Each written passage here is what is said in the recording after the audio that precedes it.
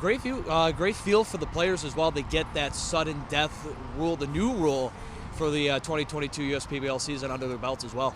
And let's talk about that. These two teams are quickly becoming familiar with each other over the last 2 weekends. Last weekend, as you mentioned, Aaron, it was the doubleheader, the first doubleheader of the year in the USPBL between the Mammoths and the Beavers. We had the very exciting 4-2-3-2 bases loaded double play in that sudden death inning. The Beavers were the team in the field that got the win. Game 2 was a pitching duel, 1-0. The Mammoths were able to take that one. We saw Houston Parker, a guy we're going to see today, have a grand slam in Game 1. And then just recently on Friday, these two teams faced off again. The Beavers desperately needing a win. They were able to battle back after being down. The bats came alive. The pitching did what it was supposed to. The bullpen looked really good. They were able to pick up a win 5-4. Yeah, they were up 4-0 in that game late, and just a couple balls didn't go the Mammoths' way, and it gave up 4 runs in an inning. Gave up 4 runs in an inning, and then before long it was 5-4, and a Beavers much needed win. They get their 4th win of the season, up to 4-9 of their record overall right now. And the Mammoths 5-8, so the Beavers now just a game back. They can even up their record today.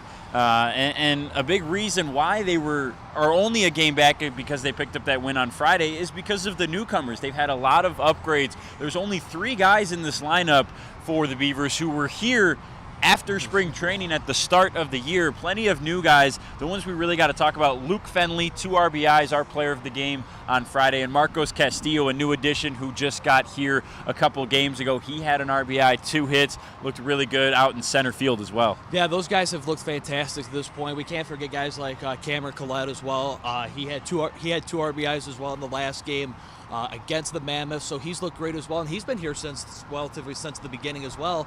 So it's really just a mix of talent so far as we're getting towards the end of June, getting ready for literally the heat of the season, literally and figuratively. Yeah. As around the 4th of July is coming up in a couple weeks, really heating up here. Yeah, it's not exactly hot today. We've got the gray skies, but it should be a decently good day for baseball. Not exactly rain in the forecast. And for the Mammoths, they're kind of in an interesting spot right now. They looked like a team who 1 through 9 is going to hit the ball. Looks like they should have some power on paper, and if you look at the history of a lot of their players. But right now, only 1 player batting above 300. That's Duncan Hewitt, who's only been here for 3 games, has 13 at-bats with this Mammoths team, so not a lot of stake put into those stats yet. Everybody else pretty much hovering around the 260, 230 range. A lot of their power hitters that we've seen haven't quite been able to do it consistently at the level that maybe the Hoppers or the Unicorns have this year. They're looking for those power bats to kind of spark up and see if they can go on a run here. And that's why those guys have only been around for a little bit after that senior showcase that we just had. They're still trying to find their rhythm, trying to find their groove. It's in every sport, especially in the game of baseball, trying to find your groove. As soon as you hit it, you know you're in that groove, and it's pretty hard to bring you down once you're in that groove. Like you said, Duncan Hewitt, he's been playing great all season long. So I expect great things from him today. Well, Duncan Hewitt today gets the start behind the plate as a catcher. Let's take a look at the rest of our starting lineups. We'll begin with the visiting Westside Woolly Mammoths. Leading off and playing in center is the lefty at the top of the order, Tanner Thomas. As we mentioned, Hewitt starts as the catcher. Caruso, he'll switch over to first base and bat second today. Connor Bagneski making his return to the USPBL, coming to form, lefty batting third. Playing in left, Houston Parker had a grand slam on last week on the doubleheader. Obviously, he's in the 4-hole there, batting cleanup and playing second base. Wade Weinberger, one of those guys we talked about, has some power, hasn't been able to do it consistently. He plays in right and bats in 5-hole today. Buddy Dwayne Jr. is over on the hot corner at third and batting sixth. Nathan Ade gets a day off in the field. He's the designated hitter, batting seventh. Elijah Brown today gets the start at shortstop. The lefty will bat eighth. And as we mentioned, Duncan Hewitt behind the plate, rounding out the battery, batting ninth. They'll go against Trevor Jackson of the home Birmingham Bloomfield Beavers. We'll take a look at their lineup. Leading off is Luke Fenley, playing in second base, our player of the game against the Mammoths on Friday. Quickly coming to form as a newcomer here, Chris Davis, who made top 10 plays for a sliding catch he had on Friday. He picked up his first professional hit, had 2 in that game. He plays in left and bats second. Marcos Castillo, the aforementioned newcomer, is out in center, batting third. Wellington Guzman, a guy who we know has some power, has some hitting ability from his college days at UNOH. He's playing short today and bats cleanup. Felix Albaret, returning to the USPBL this year, he's catching today for the Beavers, batting fifth. Ryan Sullivan, who finally picked up a home run in Friday's game, one that he really needed. He plays in first today and bats sixth. Eric Whitfield over in his typical spot out in right, batting seventh. Dakota McFadden gets a day off of his feet, a typical DH that we saw for this Mammoths team before he was traded to the Beavers, going against his old squad. He'll bat eighth and be the designated hitter for the Beavers. And Cameron Collette gets the hot corner start today at third and will bat in the 9-hole going against Adrian Cook. So what's the key, Aaron, today for the Beavers to kind of keep up this new, I mean, not a streak, one win, but to kind of continue that, pick up a win in the series on the weekend over the Mammoths and kind of get back into the conversation with the rest of the league? Consistent pitching. That's the key to this. The Mammoths have a lot of power hitters. That's what we were talking about earlier. They got 4 lefties in this lineup, and those lefties have been proven that they are power hitters. And the Beavers, they have, Trevor Jackson has to be consistent on the mound today. Find the strike zone, hit it consistently. That's going to be the key to them. If they, put the ball in play. That's the old saying in baseball, right? Put the ball in play when they're up. That's to be the key for them. They put the Birmingham Bloomfield Beavers back into consideration. Well, what do you say? Let's do it. Sunday baseball on the USPBL Network coming up right after this.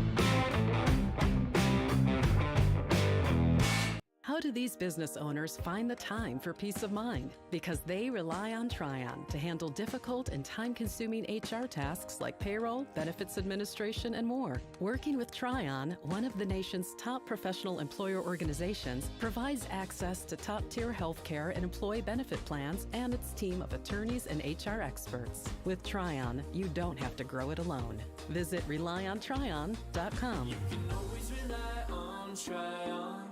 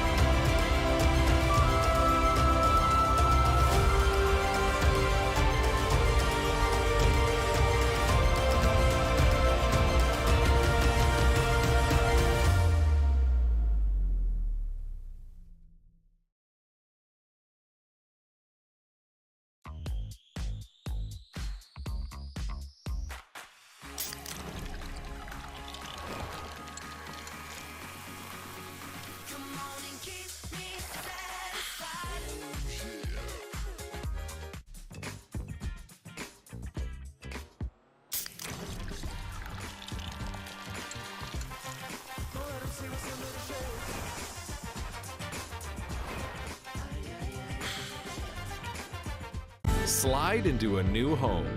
Work with a local mortgage pro who works for you. Get a cheaper, faster, easier home loan. Find a mortgage broker near you today at findamortgagebroker.com. You hear about the promo that Jimmy's John's got going on? 5 off 20? How they pulling it off? Magic? You got David's Copperfields in there? Show yourself, Copperfields! Jimmy John's. $5 off orders of 20 or more. Mario and Luigi Day on the USPBL Network is brought to you by our game sponsor today, Fairy Tale Entertainment, and the following: Ascension, Belfour Property Restoration, Budweiser, DTE Energy, Fifth Third Bank, Jarbcom, Jimmy John's, Macomb Community College, McLaren Macomb, McQuaid Heating and Cooling, Plumbing and Refrigeration, Metro Detroit Chevy Dealers, Pepsi, Scott's, and United Wholesale Mortgage. We thank all of our proud sponsors for everything they do for the USPBL. Trevor Jackson for the Beavers getting ready to go. Let's take a look at our Ascension pitcher comparison. Adrian Cook, Trevor Jackson, both no decisions so far this year. We mentioned Jackson's fantastic sub-3 ERA, 2.13 in 12 2/3 innings. Has only given up 7 hits. You see the strikeouts to walk ratio, very good, 17 Ks to just 3 walks. And as we mentioned in the pregame, Adrian Cook still kind of kicking off the rust. Didn't pitch for about a month and a half before returning to the USPBL. He's had 2 appearances, making his 3rd today. See how good he can do. Try to get that ratio 10-7 strikeouts to walks up. Yeah, let's see if he can, like we were talking about in the pregame for Trevor Jackson, let's see if he can continue to find that strike zone. Like you said, 17 strikeouts so far this season. Let's see if he can continue to find that strike zone and keep this pitching consistency up. Jackson works fastball, curveball, changeup. Low 90s on the fastball. Has located it well this year. 24-year-old native of Las Vegas, Nevada. He'll face Tanner Thomas, Nick Caruso, and Connor Bagneski. Lefty, righty, lefty at the top of the order for the Mammoths. 4 lefties in the lineup today for the visiting Mammoths. Tanner Thomas comes into today with a 268 average. 6 RBIs, 6 walks to 10 Ks. The Mammoths in the Flintstone alternates today. The Beavers in the red alternates. Couple of good jerseys. Love those, the Beavers red. Seen that once already this year. I think for the Mammoths, this is probably their second time bringing out the Flintstones alternate uniforms. Perfect occasion for a Sunday fun day with Mario and Luigi in the building. First pitch at 1 p.m. sharp. Misses for ball 1 to Thomas.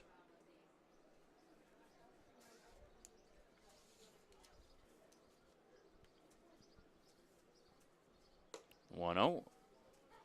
Outside edge for strike 1. Thomas didn't like it. Thomas in the first game on Friday between these two teams was 1 for 5 with a run scored.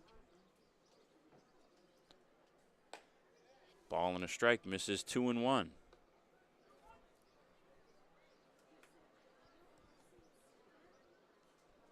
Good crowd here today on Sunday. A lot of people enjoying the Chevy Pavilion out and left. The 2-1 is hit out to center. Back there is Castillo just in front of the warning track for out number 1, and that gives us a chance to take a look at the defense behind Trevor Jackson today for the Beavers. As you saw, Castillo out there in center. His partners to his right in left field is Davis, and on the other side, Eric Whitfield, the standard starting outfield. Collette over at third, Guzman up the middle at short, Fenley the double play combination at second, and Ryan Sullivan today gets to start at first base, and Felix Abaret rounding out the battery behind the dish. Here's Caruso, guy that we've talked about has struggled to not necessarily put the ball in play, but put it in play in a safe spot away from the outfielders. He's hitting only 188, probably the best 188 hitter in the league, maybe in independent baseball. This one's right back to Jackson, off his glove, up the middle. Guzman can't snag it, and Caruso will reach. That was a rocket right to him. So just like that, Caruso does get a single. We've seen that all year. Hard hit balls, liners, typically to the outfield. This one goes right back to the mound. And a 1-out single for Nick Caruso and the Mammoths. Just like you said, best 188 hitter in the league. Took it on 2 pitches. First hit of the day for the Mammoths here. Brings up Connor Bagneski, a returner to the USPBL, was here in 2021 with these Beavers for 24 games. First pitch hit the second. Fenley is there. 4-6-3 double play to end the inning. So Caruso boards with a 1-out single, and immediately after that, the twin killing gets the Beavers out of it. Kara Wolfbauer, our in-game host today on the USPBL network. We'll send it down to her for our Thrifty Florist sweetheart of the game.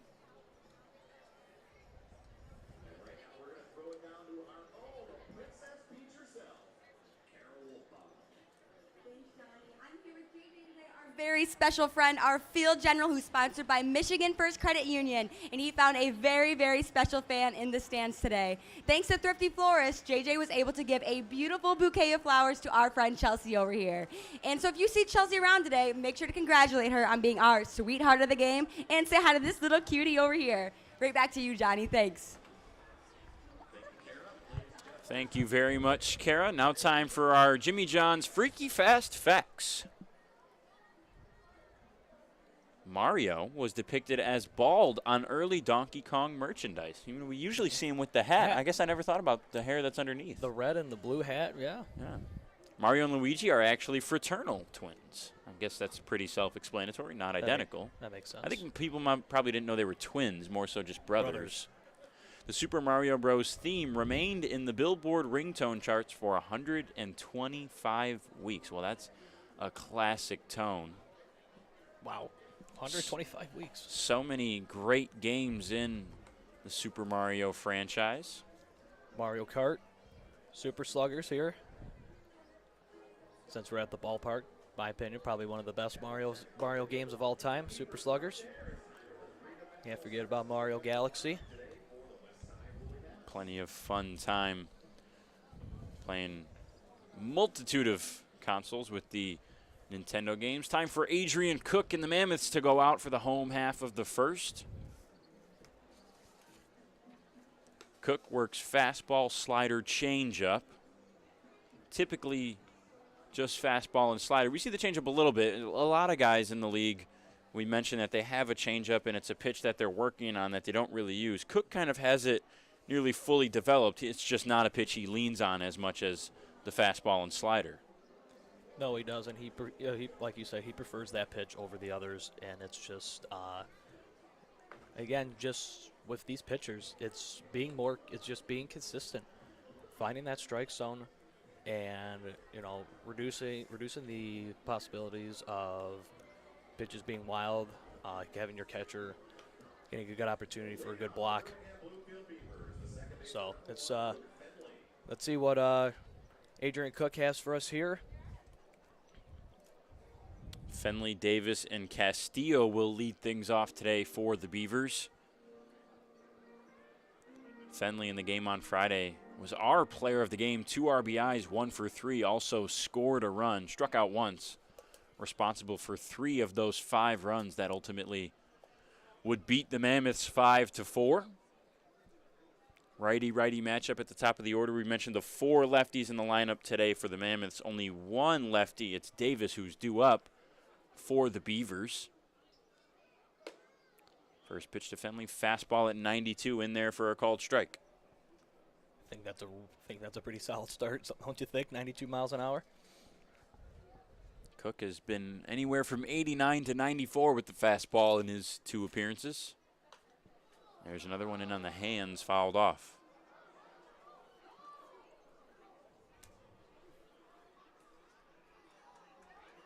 Fenley is quickly becoming one of the better players in this Beavers lineup.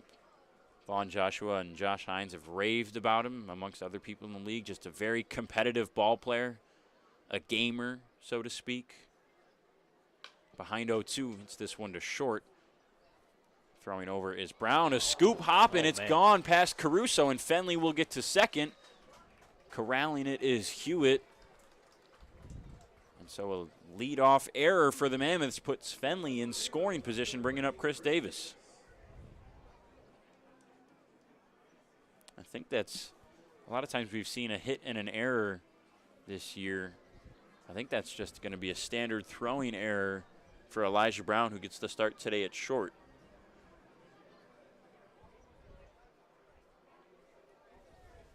So here's Davis, got his first professional hit and hits, plural, in the game on Friday. 2 for 4.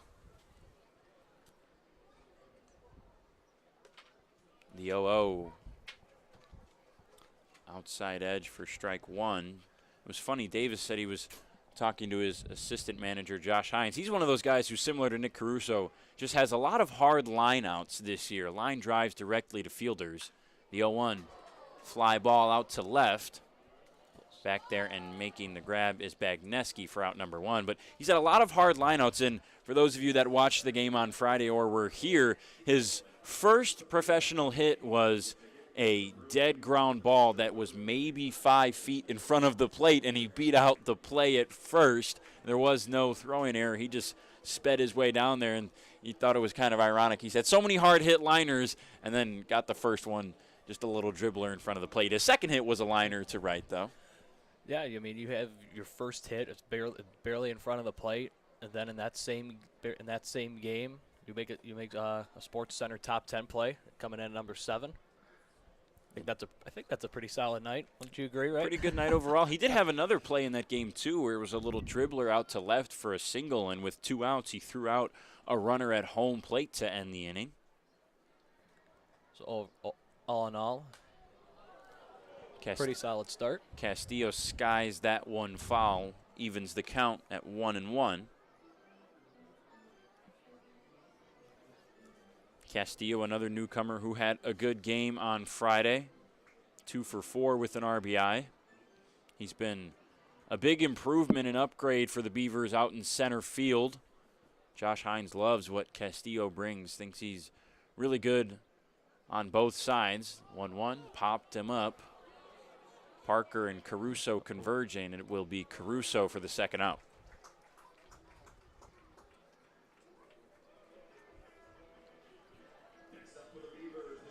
Beavers still trying to find consistency at the plate here. Throughout, it's been kind of a stumble out of the gate for this first portion of the season. Most recent game, picking up a win, their 4th of the year. They started the year 2-1, looked like a decent team, and then would go on to lose 7 of the next 8. Finally picked up their first win in a while on Friday against these Mammoths. First pitched to the newcomer Guzman, misses for ball 1. This might be a new rivalry brewing here between these two teams. We've seen one with the Hoppers and the Unicorns. That's quickly become just such a fun matchup to watch those two teams go head-to-head. They had the doubleheader yesterday. Guzman lazily waves at the 1-0, down and away, 1-1. As everyone always thinks, it's Westside and Eastside. That's the #1 rivalry. But it's quickly becoming Beavers and Mammoths because these two are seeing each other so much. The two kind of Westside teams battling for bragging rights. 1-1, another swing and miss from Guzman. The Beavers, obviously, of Birmingham, Bloomfield. Guzman from Raleigh, North Carolina, the shortstop today, has started every game at shortstop since he's been in the USBBL. 6'4", 200 pounds, one of the bigger shortstops and just infielders in the league, at least for the middle infielders go. 1-2. After the first ball from Adrian Cook, he gets 3 swings and misses from Guzman on some nice sliders and a strikeout to end the inning. 0-0 through 1. Top of the second coming up on the USBBL Network.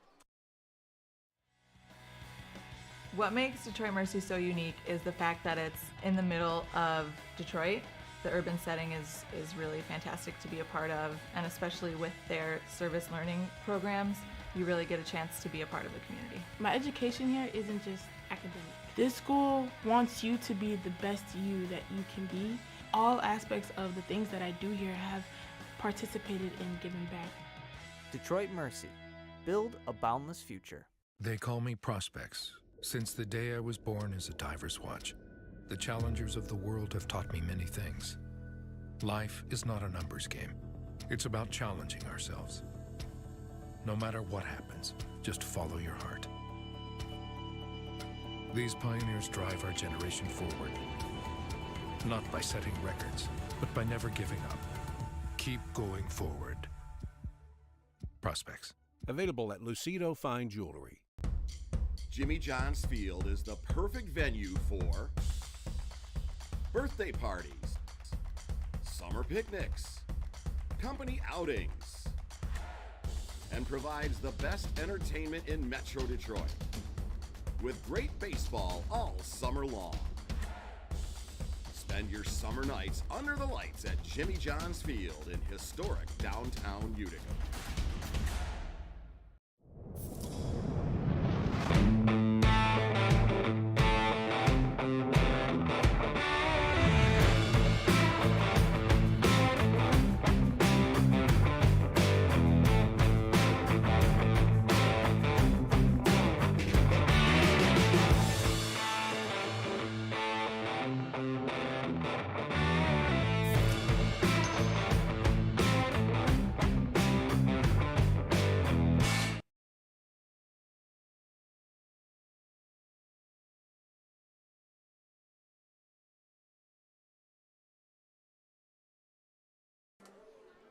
Trevor Jackson faced the minimum, gave up a one-out single to Nick Caruso last inning, and then ended it with a 4-6-3 double play. So that brings up the 4-5-6 hitters in the Mammoths lineup: Parker, Weinberger Jr., and Dwayne Jr. Houston Parker obviously feeling good against this Beavers squad. Had a grand slam in Game 1 of the doubleheader a week ago.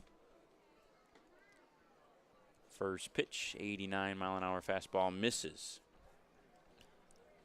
Not only was that grand slam for Parker, his second homer. Let's just see if you're trying to get some momentum going. Again, that was only his second homer of the season, and doing it in grand fashion. Obviously, getting a grand slam. 2-0 to Parker, who's hitting .229 this year, 12 games played. Third pitch also misses. Good hitters count. Parker's OPS shot up a decent amount after that grand slam. .870 now with a 4.57 slug. The 3-0 taking all the way. Bottom of the zone for strike one. Also shot up the RBI count as well. He's now got 12. That's the best on this Mammoths team. One of the best in the league. Hit to third. Fielding, throwing is Collette. One up, one down. There we go. Good job by Jackson to get a ground ball after falling behind in the count. 3-0. Not many people on the lawn. That's actually the only family out there right now. Kings of the lawn there. Yeah. Good spot to take in a game. Got to be pretty hot on a day like today. It was a little bit muggier, a little bit cloudier pregame. The clouds have since opened up a little bit for some sun. First pitch to Weinberger Jr. Collette racing third base line, foul. It's going to land just a few feet in front of him. He won't get to it. We encourage you to chime in on Facebook and YouTube on the US PBL network. Becky Lum Phelps says Katie Rage rules. I think he's referring to one of our marketing people here, Katie Page, who is, yes, absolutely fantastic. She rules. Nothing would get done without her. The 0-1 is a swing and a miss from Weinberger. PJ, our director, says Mickey is his assistant and says, Mickey, get to work. So PJ making Mickey work on a Sunday. Kate The Fenley. 0-2, big swing and a miss from Weinberger there. And first strikeout of the day for Jackson. Absolutely wins that at bat. Kate Fenley on YouTube says, go Beavers, go Luke Fenn. Your fam bam is cheering you on from Chicago. And Aaron Kings asks, is today's game 7 innings? No, Aaron, it's scheduled for 9. We did, our first Sunday game of the year was supposed to be 7 innings and was, and we thought that might be the rest of the Sundays for the rest of the year, but they have since gone against that, and we got 9 today. So 2 up and 2 down for Buddy Dwayne Jr., who had his first home run of the year off the light tower in left center on Friday. Swing and a miss on the 1-0.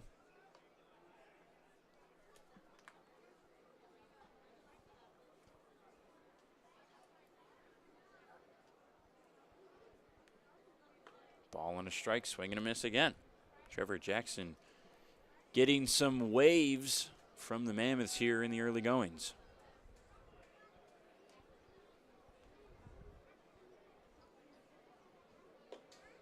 The 1-2 is inside, evens the count at 2 apiece. Dwayne's only hit in that Friday game was the home run. RBI and run scored, obviously, with that. Did work a walk, struck out once as well. A guy the Mammoths would really like to get going, hitting .230 into today, lined over to right. Whitfield comes in at first and then backs up for the third out. So Trevor Jackson faces the minimum through 2 innings pitched. We head to the home half of the second, still zeros on the USPBL network. Every summer, my family loves to have a neighborhood movie night in our backyard.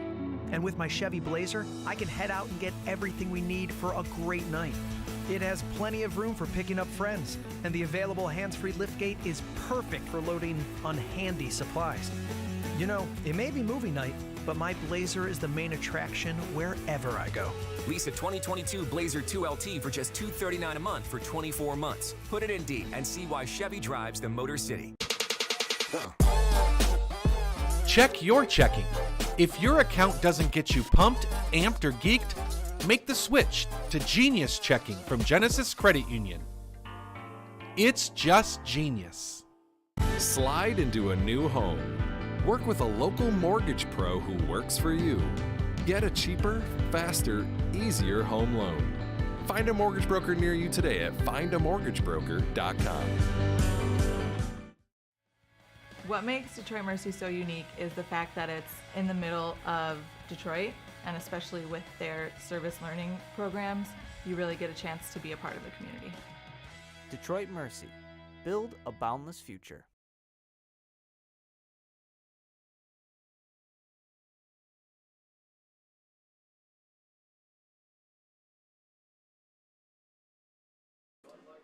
"12 pitches for Adrian Cook in inning number 1. 4 batters faced. Ended the inning with a strikeout.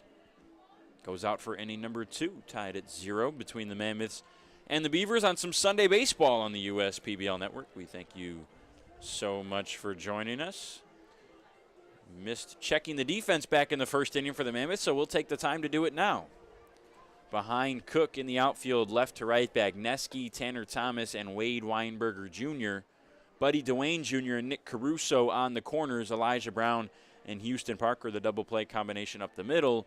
And Duncan Hewitt gets the start today at catcher. If you haven't noticed, Hewitt was a unicorn, traded over to the Mammoths. Him and Caruso switch back and forth on the first base and catching duties.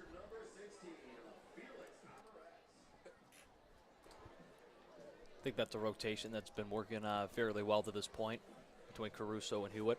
2 very serviceable guys behind the plate, Hewitt and Caruso. Just both of them just feeding off each other, learning, developing. That's what this whole league is about. Got time to talk relatively extensively with Hewitt a week ago, and just a very smart catcher behind the plate, knows a lot of these hitters well. First pitch to the catcher for the Beavers, Felix Abaret, is fouled off. Hewitt said he was excited, too, to start catching for this Mammoths team and catch against the Unicorns, his former team, and start to learn all of those hitters. He'll be one of the few guys in the league who kind of knows how to pitch to every single hitter on every team because he's caught against all of them. And that's a great tool in the arsenal to have, especially if you know how to pitch against every guy in the league. That's lethal. Abaret rockets a single over the glove of Buddy Dwayne Jr. at third. Leadoff single brings up Ryan Sullivan.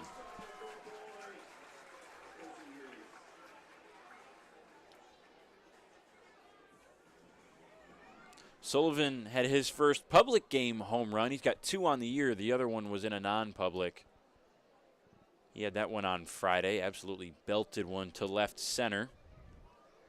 A guy that the Beavers would really like to get his bat going. Had a lot of expectations coming into the season. And that's kind of understandable. 6'5", 250, can play in the outfield. Has DH'd a little bit. Gets the start at first base today, where we've seen him a couple times this year. Division I player out of Gonzaga. A lot of expectations around this bat, and struggled to start the year. Seems to be turning it around, and he's ahead 2-0. Good hitters count. Talking with Hines and Vaughn Joshua, he struggled to make some adjustments and kind of get rid of his old traditional ways before, and since those haven't been working and he's been in that slump, has kind of made a lot of adjustments that he's needed to, and is on the right path to really start hitting the ball. Well, in sports, it's all about just routine and muscle memory, and definitely changing a routine that you've had for a while is definitely difficult. And once you start picking up on that new routine, it's just like the old one. You just try to forget the first one that you had. Slider is in there perfectly placed, low and away. 2-1 now on Sullivan. Aberrett, the runner over there at first. Not a major steal threat. The 2-1 is chopped to short to Brown. He'll feed to second for one. Relay to first is not going to be in time, so they get the lead runner at second for one out, and Sullivan reaches on a fielder's choice.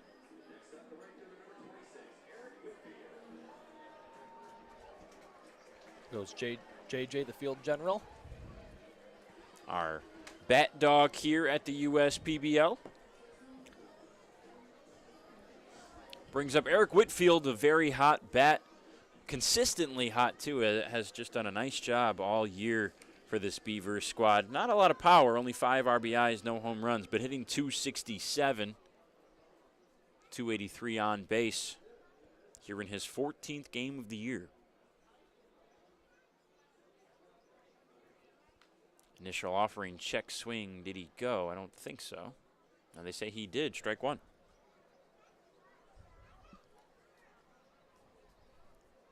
Close call there.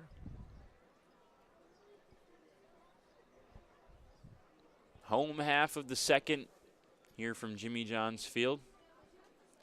Zeros on the scoreboard. Whitfield trying to untie this game. Swing and a miss. Adrian Cook is just working that slider and changeup today. The off speed just really seemed to be on point for him.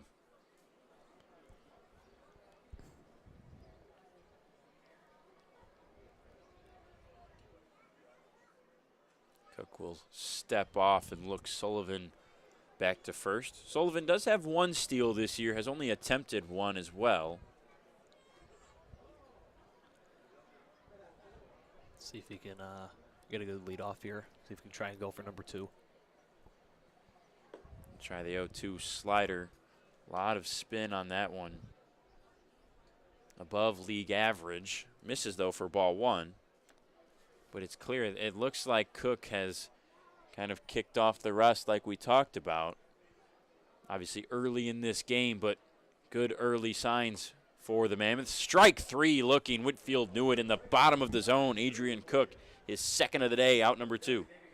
Just like we said just a few seconds ago, because it's starting to come together for Adrian Cook, and let's see what he can do against Dakota McFadden here. McFadden playing against his former team today. It's actually the 4th time he's done so. Was traded to the Beavers before the doubleheader between these two squads last Saturday. And then obviously these two teams faced off this week on Friday. McFadden was such a good hitter for this Mammoths team. Didn't quite have the batting average. Was 5 for 28 in 7 games there, but 2 home runs and 4 RBIs. There's just a lot of power in this bat. A real student of the game, a real team player. We talked to him pregame today about what it's been like for him handling the duties as a catcher. Hadn't caught in almost a decade before last week when he was asked to do that in his new role on this new team. Check swing, he went around, evens the count. You can tell right there, McFadden did not like that call.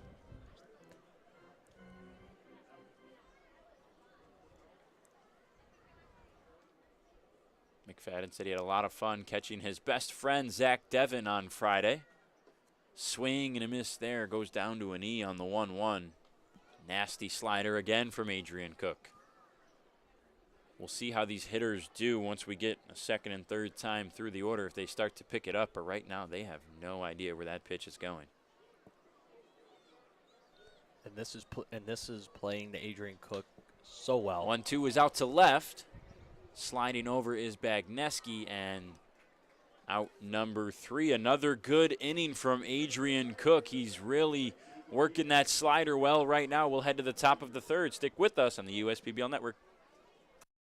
Companies are competing for talent like never before. With the complexities of handling tasks like payroll, benefits administration, and other HR functions, it's easy to see how a professional employer organization like Tryon Solutions makes all the difference. Tryon empowers businesses of all sizes to attract and retain talent by offering access to top-tier healthcare and employee benefit plans. With Tryon, you don't have to grow it alone. Visit RelyOnTryon.com. You can always rely on Tryon.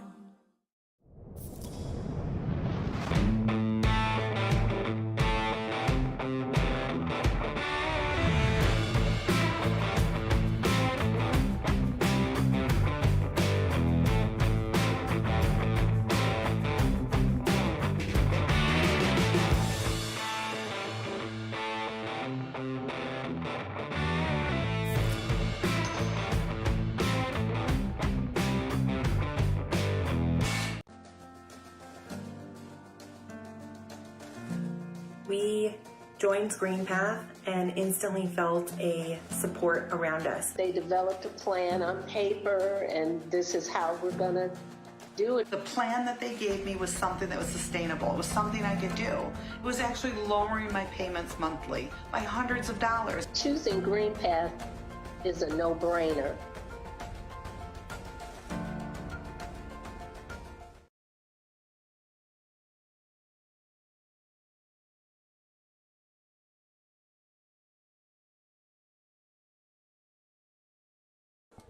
Designated hitter for the Mammoths, Nathan A. due up, Brown and Hewitt following behind. Trevor Jackson has faced the minimum 7, 8, 9 hitters due up here in the top of the 3rd.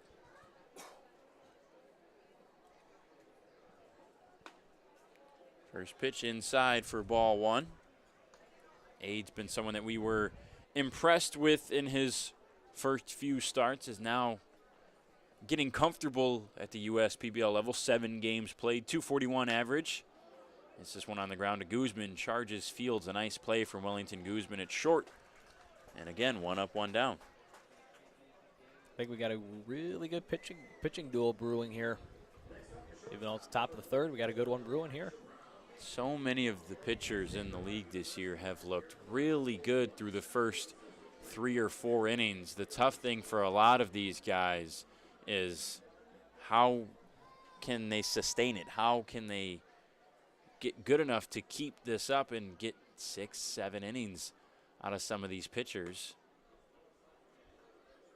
Curveball misses for Jackson. Jackson's on the short list that I talked with Mitch Aker about as some of the guys who you can think pretty well can go 6 innings. Hard hit pop-up from Brown. Middle of the infield, charging is Guzman and Fenley. It will be Guzman. Back-to-back defensive plays from him and back-to-back outs. Like you were saying, what's that factor that gets him over, gets into that 6th inning? You know, is it a mental factor? Is it a physical factor? You know, is it a confidence factor? Is it a coaching factor? All those play a huge part in it. First pitch to the catcher, Hewitt. Ball 1. Yeah, I think a big part of it, too, is your defense. Obviously, there's going to be hitters in this league who are just going to put the ball in play or are just going to put bats on it. But we've seen errors play a big factor in some run scoring and some base running, and there's been a few that have, you know, led to some elevated pitch counts, some longer innings for pitchers, and that's something that as a pitcher you always have to deal with, but maybe more so at the indie ball level. 3-0 on Hewitt now. Yeah, especially when you're just trying to figure out who you are as a player. It's just trying to figure out who you are, what your tendencies are, and how confident you are in your abilities. 3-0, fly ball out to center. Castillo is easily there, and yet again, 3 up, 3 down for Trevor Jackson. He looks fantastic on the mound right now. A short inning for him. We're heading. That's our 5th third out of the game, brought to you by Fifth Third Bank. JJ, the water boy, our field general today, now a water boy in between the top and bottom of the third, going out to our field umpire, bringing out some water, brought to you by Michigan First Credit Union. He gets a treat in return, too. We'll throw it now down to Kara Wolfbauer for our DTE Kid Race the Mascot. All right, it's time for our DTE Kid versus the Mascot race. I have Lucas here today facing off against Buzz. Now, Lucas is a football player, so he's pretty tough. So I'm going to give Buzz a little bit of a head start, okay? So I'm going to hold Lucas back. All right, Buzz. 3, 2, 1, go. He's taking off. It's a real slow start, Buzz. Come on, pick it up. Go, Lucas, go. Go, go, go, catch up. Here goes Lucas. Rounding 2. Buzz is already left behind. Keep going, 3. He's rounding 3. Here he comes. He's going home. He's heading home. And he's safe. And Buzz is still so far left behind. Come on, Buzz. Pick up the pace, man. All right, back to you, Johnny. Yet again, another loss for the Mascots in the DTE Kid Race the Mascot. They are winless on the year. Man, they really need to do something to turn things. They got to get in shape. I don't think the Mascots have ever won. No, I've never seen a mascot win. Lucas, obviously a football player. The odds were in his favor at the start. He was the betting favorite. You know, he's got the training already. Buzz really never stood a chance, even with the head start. No, Lucas probably looked like a quarterback or a running back for his respective team wherever he plays. Definitely had that speed. Adrian Cook for the Mammoths goes out for inning number 3. We'll face Cameron Collette in the 9-hole and then Fenley and Davis at the top of the order. Both these guys have looked really good through the first 2.5 innings. Trevor Jackson has just faced the minimum against the Mammoths. Cameron Collette in the game on Friday, another guy who had a very good game. We talked about him in the pregame, was 1 for 4. Had a 2 RBI double in that game. That was a very big one. Struck out twice as well. He's just been a consistent bat in the lineup for the Beavers. He's been in the top of the lineup, the bottom of the lineup. He's been a DH, sometimes at short. Primarily played second base and shortstop. Mainly a shortstop through the early goings of this season, and then had to transfer over to third with the addition of Wellington Guzman out of UNC Pembroke, and has liked the adjustment. He said it's a faster game at third just because you have less time to react, but because of that it feels slower and easier because it's just all instinct. There's less defensive strategy and thought process going on and checking runners. You get the ball, you throw. Well, it also shows that you're a team guy going from the top of the lineup, the bottom of the lineup, DHing. Just shows that you're willing to do whatever it takes. Collette was often a guy who would get a day off when some of the bench players needed to get in for the Beavers in the early goings. Behind 0-1 to Cook.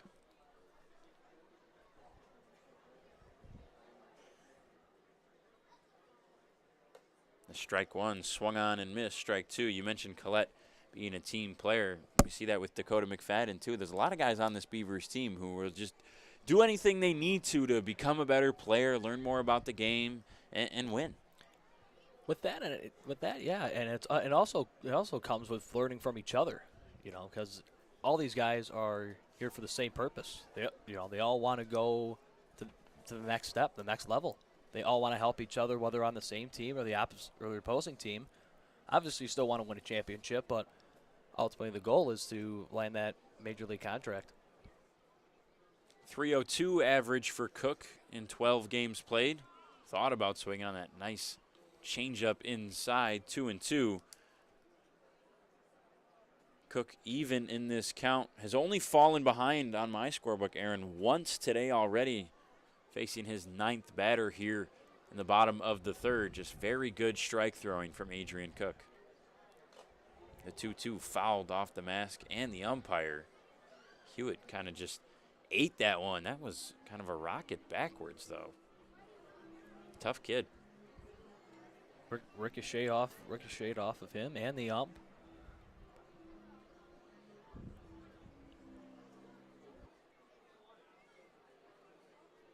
Cook takes an extra beat for both Hewitt and the umpire to recover. We'll try the 2-2 again. Leadoff hitter in the third, Collette. Swing and a miss. Adrian Cook, shocker, gets another strikeout. He's feeling it. He's got to be feeling it right now. I mean, this is what a fantastic start so far. One out through 3 so far. That's his third strikeout on the day. Luke Fenley, only one of 2 base runners today for the Beavers. They've got 1 hit that came from Felix Albaret back in the second. Fenley led off the game by reaching on a throwing error from Elijah Brown at short. First pitch slides in there. Fenley jumped out of the way, and it got in there for a strike. That's just goes to show you how good Adrian Cook's slider is today.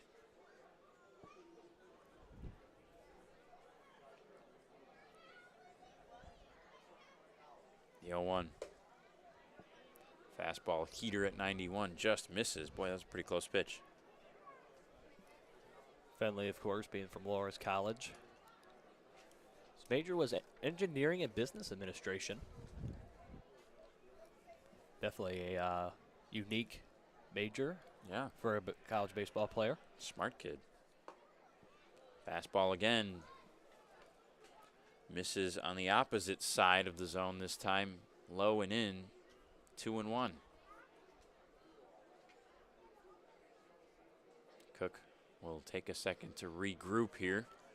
Some fans, as we mentioned earlier, enjoying the Chevy Pavilion, a great place to watch a game. The Adirondack chairs over there. Get some shade under the pavilion if it's too hot. 2-1, swing and a miss.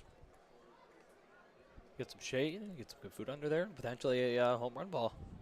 It's a very good spot. We mentioned today's pretty righty dominated. Only 1 in the lineup for the Beavers, 4 for the Mammoths. The wind not helping, though. The wind has been steadily blowing out to right center all day today. The 2-2 popped him up foul. Hewitt's going to watch it go. See the pennants over there and left. Right center field is typically where the wind goes here at Jimmy John's Field. You see the American flag out there. Of course, as we say it, it's not blowing as much as it was a second ago, but it's been swirling recently. We've had some games where it's coming into the field, some where it's out to left. The typical betting favorite for the direction of the wind is out to right. This one's a little blooper to second. Parker is there. Quick throw. Got him.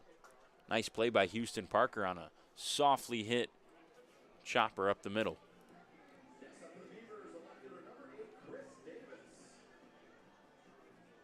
Now here's Davis, who, believe it or not, flew out to left field his first time up. So many F7, F8, F9 written next to Chris Davis's name in his first 6 games here in the USPBL.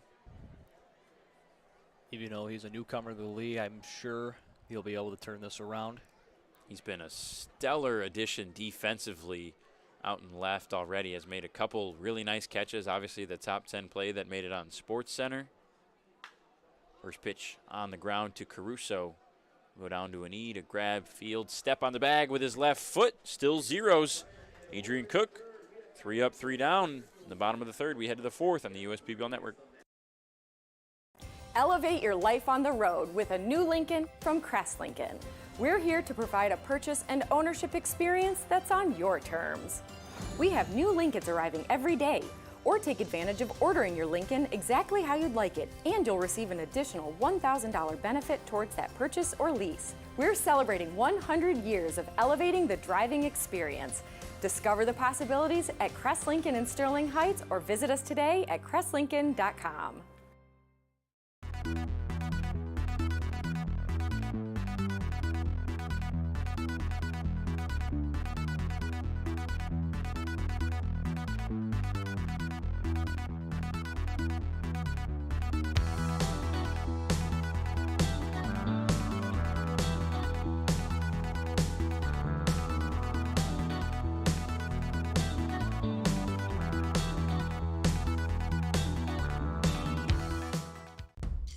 Jimmy John's Field is the perfect venue for birthday parties, summer picnics, company outings, and provides the best entertainment in Metro Detroit with great baseball all summer long. Spend your summer nights under the lights at Jimmy John's Field in historic downtown Utica.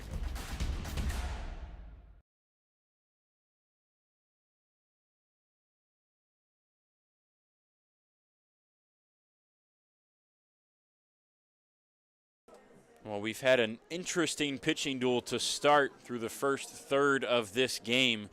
3 innings, still 0-0. Trevor Jackson has faced the minimum and has looked really good, but only 1 strikeout. Adrian Cook on the other side. 11 batters, 3 strikeouts. No walks for either guy. 1 hit for each squad and an error to go along with it for the Mammoths. We'll see what Tanner Thomas can do his second time through the order to lead things off. Thomas, Caruso, Bagneski, 1, 2, 3 hitters.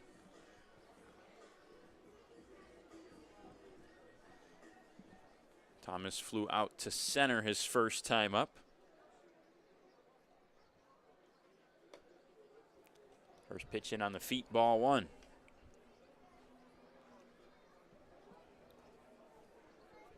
See if Thomas can try and find this comfort in the batter's box. Fastball looks like another fly out to center for Tanner Thomas. Castillo is there. 1 up, 1 down. Tanner Thomas knew that was a fly out, doing a little baton / lightsaber twirl with the bat, going all the way to first base there. Couple barrels on the bat for Thomas, but nothing doing. Brings up Nick Caruso. Guy who finally got a hit his first time up, was then subsequently out on the next batter on a 4-6-3 double play. We'll see if Caruso can board and stay here in the 4th. First pitch fastball with a little tail on it at 89, strike 1. Seems like some of the best pitchers in the league can add that tail to that fastball. There's a curve. Caruso thought about it. Nice job to lay off. And it's how long can these pitchers keep that tail, like you're saying, Brendan? Consistent. Ball and a strike to Caruso, and he waves. Just how long can they keep it consistent? How many innings, like we said earlier in the broadcast, getting around the 6th inning? 1-2, change up. Hit on top of it by Caruso and fouled off.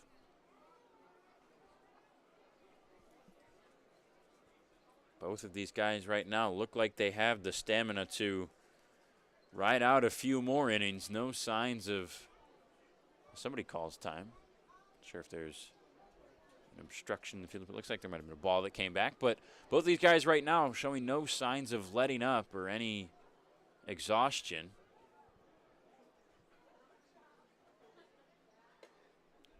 Curveball just misses. Averett likes it, gives a head nod to Jackson. Some fans enjoying the game in the shade under the umbrellas. Also in good foul ball territory as well. Yeah, umbrellas down both foul lines, third and first base, almost in the outfield. Diagonally jutting in towards the ballpark. Full count to Caruso. Swing and a miss in the dirt. Averett will field and throw down to first. Trevor Jackson gets his second K of today's contest.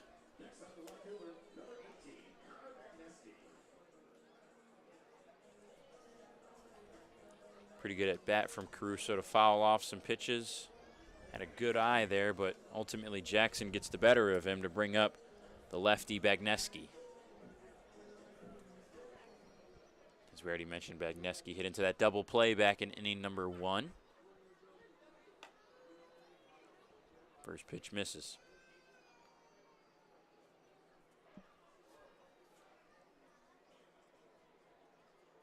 Looks like that might be Blake Porter of the Eastside Diamond Hoppers behind the plate there in one of the suites taken in today's Sunday game. Porter, the center fielder for the Hoppers, has had a good year so far this year. A couple home runs, a couple sparkling plays out in the outfield. Had 2 really well put together games yesterday in yesterday's doubleheader between the Unicorns. In the first game, it was 6-4 win, and then the second game, a sudden death 0-0 victory for the Unicorns. First ever in the USPBL, a 0-0 final score. Wouldn't have picked it to be those two teams if I had to pick two. The 2-1 to Bagneski. No, not 3-1. No, not at all. Especially with the power that Utica's been hitting with, and the power that Eastside's been finding the last couple of weeks. Yep. Might have picked these two teams. Just the run scoring hasn't quite been there like those other two. Bagneski fouls it back. Another full count back to back for Jackson.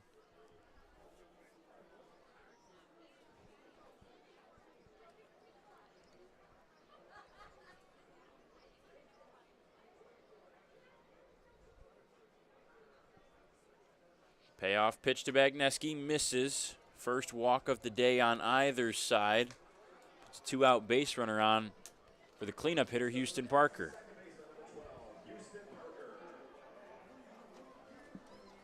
Jackson tried to get Bagneski to chase with the curveball, left it up a little bit, too far out of the zone for a swing, and that's a walk. We go with Houston Parker here and see what he can do. Parker, 5'9", 200-pound, 23-year-old from Saltillo, Missouri. First pitch, strike one. Been a season at Arkansas Little Rock, 2 at Charleston Southern. 300 hitter in college, 852 OPS. Not a ton of pop, not exactly a power hitter. 4 home runs, almost 30 RBIs.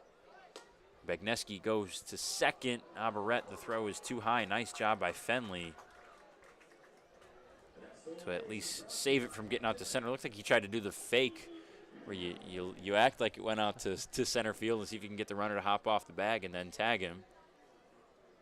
Bagneski was not fooled on that one. Not by any shot. So now a runner in scoring position with 2 outs for Houston Parker. Facing a ball and a strike. Hits this one on a line out to left. This will drop in fair territory. Bagneski coming around. He'll score easily. That's why you're aggressive on the base paths. Bagneski steals second and then scores on the next pitch. An RBI single for Houston Parker. And the Mammoths strike first in the top of the 4th. What a great way for Parker just to step up and attack the lower seam fastball and just drop it right in the right spot and left, allowing Bagneski to score. Mammoths draw first blood, 1-0. So Parker now moves up to 13 RBIs. He's closely behind Ari Sikopoulos, who leads the league with 14.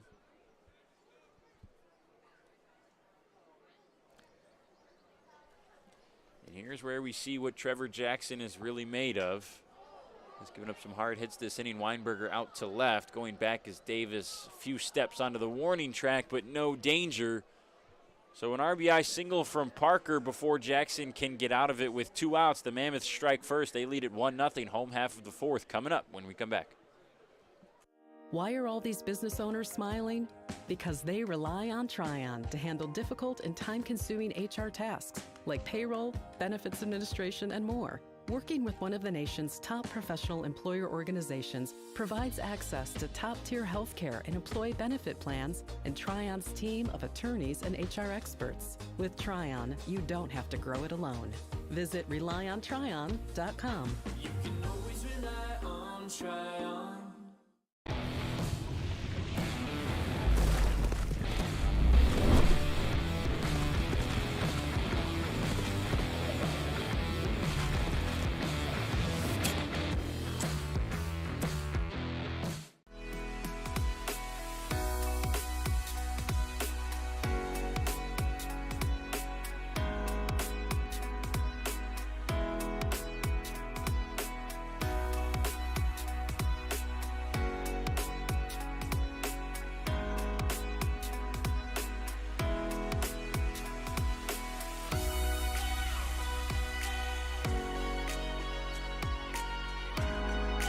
Throughout your life, From big moments to ones well earned, we're your financial guardian angel. Alliance Catholic Credit Union.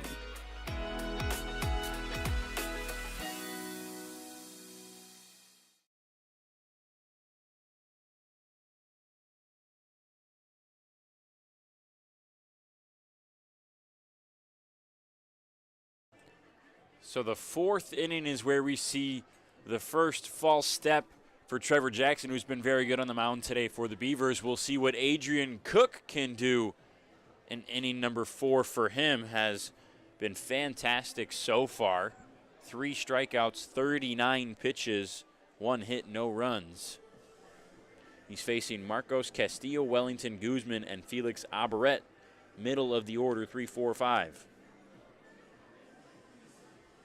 Cook's really had that slider today. It's been really good. Yeah, it has been. It's obviously, like you said, no runs scored. He's been pitching that really well.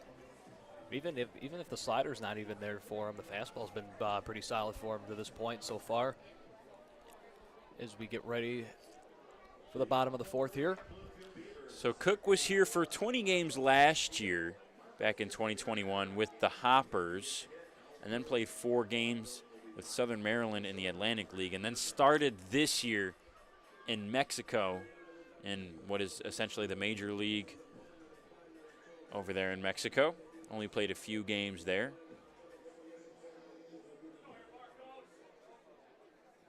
(31 walks to 57 strikeouts between the 2 independent leagues, the USPBL and the Atlantic League last year. 10.3 Ks per 9, 5.7 walks per 9. This year in a similar spot, the walk rate is up a little bit for him. A day like today, 3 full innings so far, no walks will help bring that down. First pitch to Castillo's in for a strike. Castillo, as we mentioned, Josh Hines loves this addition in the outfield and in the lineup for this Beavers squad. Swing and miss in on the hands. Pumped a 90-mile-an-hour fastball by him, but for good reason. Castillo at D1 Coppin State holds the school record right now with 15 triples. Had 5 home runs and 40 RBIs in the most recent season, hitting .316. Was the HBCU Freshman of the Year back in his freshman campaign in 2018. Just a lot of accolades that come with this guy at a D1 school like Coppin State in the MEAC. Not too many D1 products here in the USPBL. Obviously, Ryan Sullivan is one that comes to mind.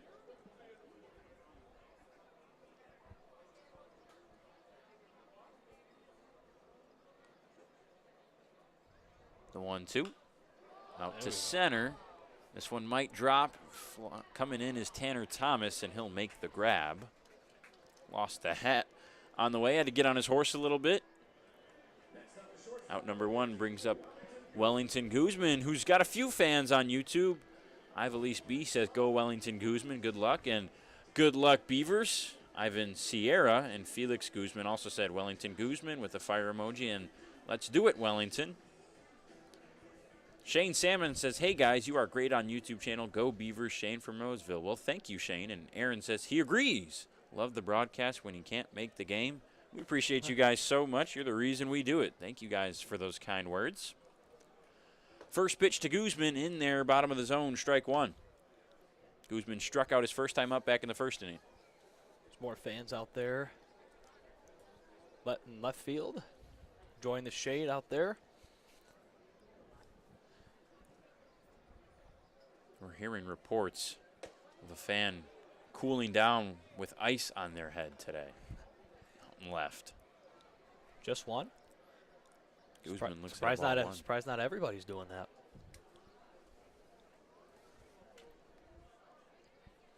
Nice weather today here in Utica. 85 degrees right now.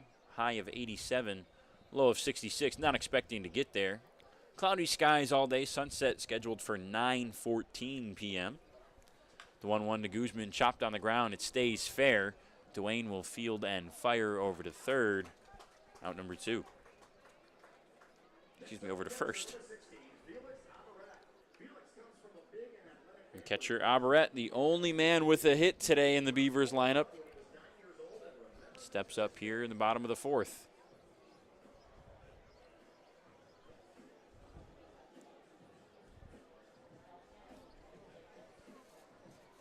Aberett is another guy that we mentioned, kind of like Adrian Cook, Connor Bagneski, a few that come to mind. As a returner to the USPBL, 34 games with the Diamond Hoppers last year.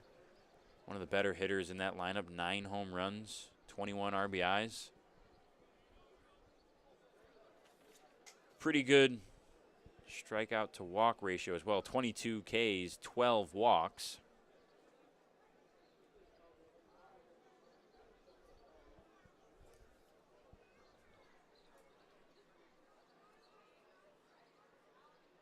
First pitch, swing and a miss from Aberett, gets by Hewitt. Looks like he might have took that one that rolled back up near the face, maybe on the ear almost, it looked like. Looked like it kind of rolled back up. Didn't see where that hit him.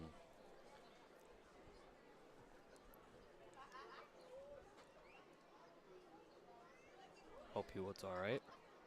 Yeah, caught him on the ear, he said. That's what it looked like at first, like his hand first went right to the ear. That's an unprotected spot for a catcher.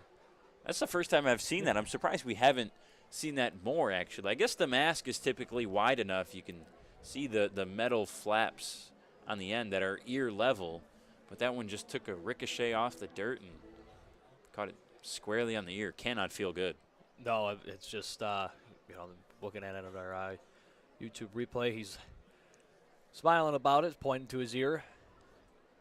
Obviously, he's all good.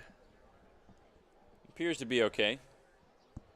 Tough kid in the Mammoths roster. You have to be if you're going to be a catcher. Catchers take a lot of beatings back there, especially the ones in the USPBL. They've been getting beat up a couple times this year. Hard hit by Aberett. Diving is Dwayne, firing from his knees. It's off target. A good effort from Buddy Dwayne. Just a tough play deep in the hole, and Aberett boards with an infield single. Very tough play to make, especially you got to make a little bit of a diving effort, trying to get it all the way across. I think Dwayne knew it too. Not too upset with himself, unable to make that play. So Ryan Sullivan here, batting 206. He's got 5 RBIs on the year, along with 7 hits, 5 runs. 0 for 1 today, with the Beavers having 1 runner aboard. He reached on a fielder's choice back in the second after Aberett got his only single. Fly ball left field high, deep into left, but Bagneski is there to field the third out.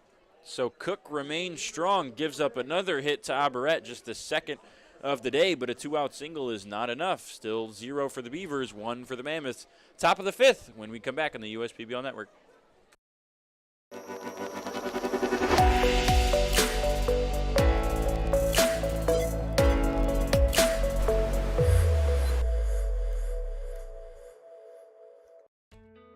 As your neighbor who works at Ascension, Michigan, and a cardiologist who's practiced for more than 20 years, I'm going to keep asking, how are you feeling today?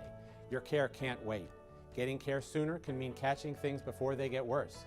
At Ascension, Michigan, our ERs and our hospitals and other sites of care are maintaining strict precautions for your safety. Studies have shown that people will get care sooner if they're encouraged by their doctors, family, and friends. Get the care you need at getascensionmichigancare.com. Great seats at a great price. Get them safer, simpler, and smarter with Ticket Smarter.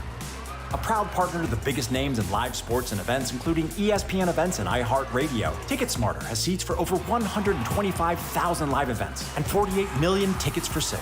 All backed with the Ticket Smarter 100% ticket guarantee. Thinking about your next great live event? Think smarter. Think Ticket Smarter. Get your tickets your way, guaranteed, at Ticketsmarter.com.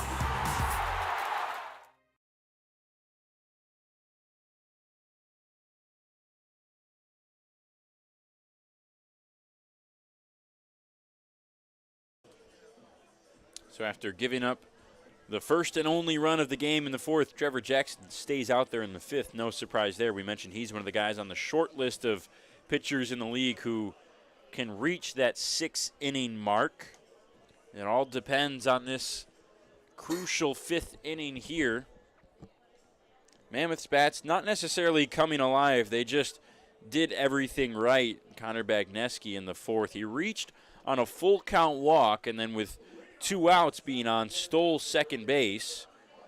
And then with a nice single from Houston Parker down the left field line, that allowed Bagneski to easily score. Only 2 hits and 2 base runners, 4 base runners total, 2 left on base today for the Mammoths. So they're not exactly coming alive. Jackson is still getting his job done. He'll face Dwayne Jr., Ade, and Brown. First pitch, low and away, fastball, 88. Strike 1. Buddy Dwayne Jr., 0 for 1 today.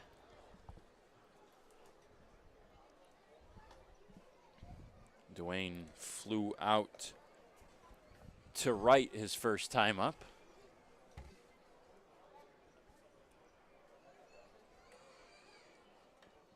The 1-1. Curveball smacked foul.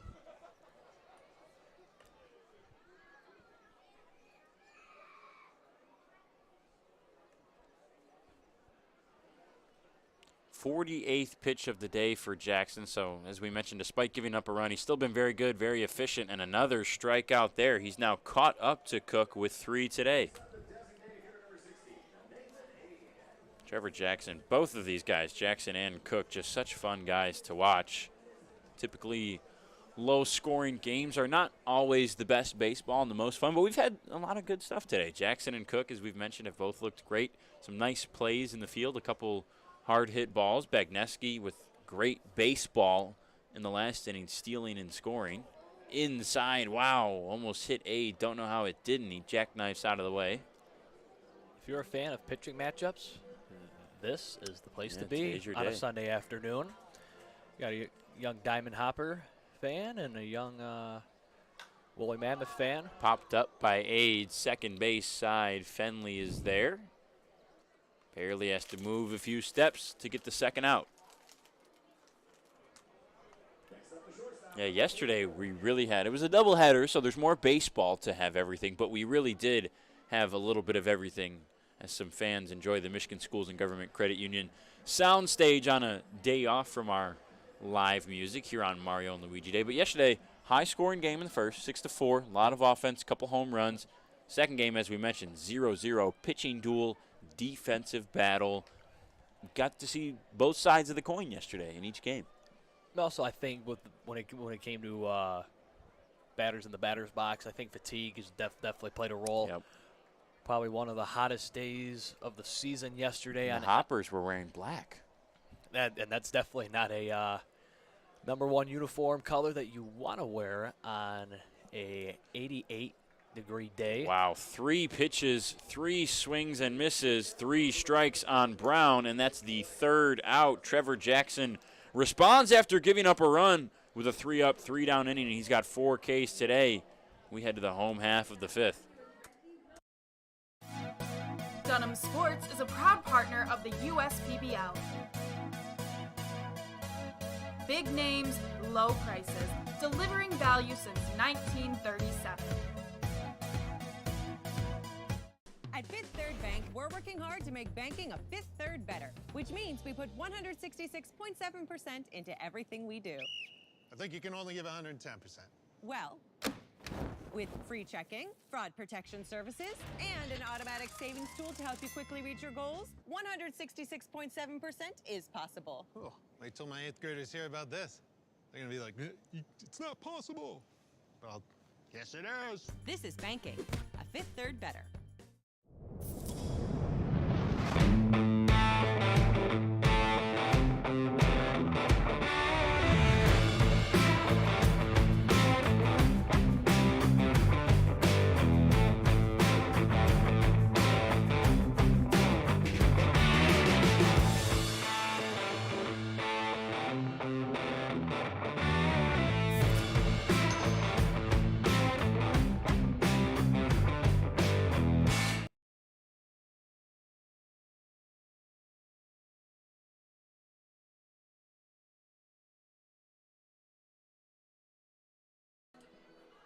Good day for baseball. Good day to take in a game here at Jimmy John's Field. Mid-80s, partly cloudy skies.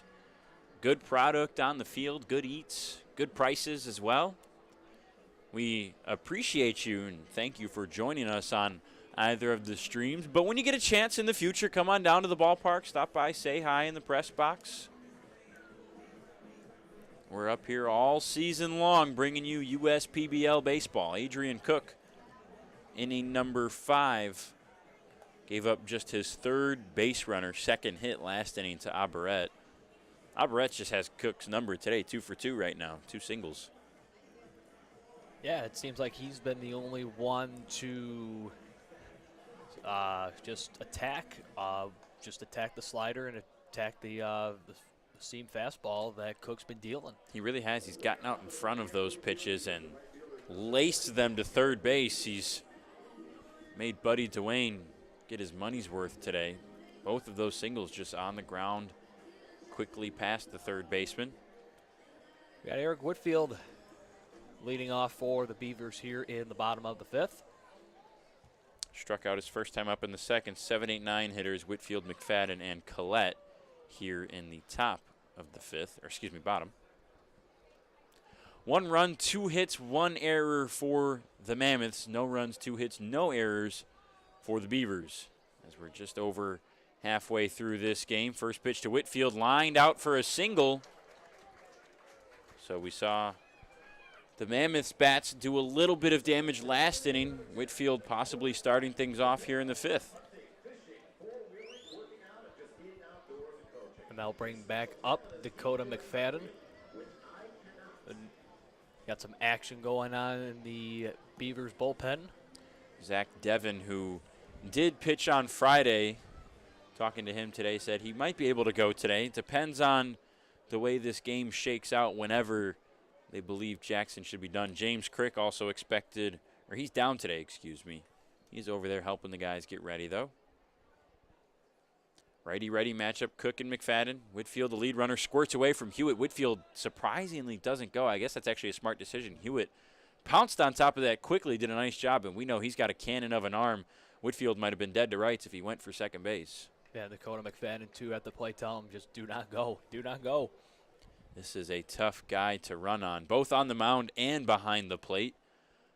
Cook's been steady, high 80s, low 90s today with the fastball.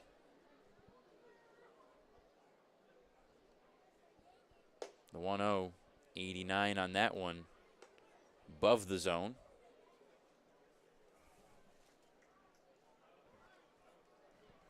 Got a little action going on over in the Mammoths bullpen right now. The Mammoths have a lot of arms at their disposal, a plethora of guys that could come out of the pen today to relieve Cook. Slider in there, front door for strike 1.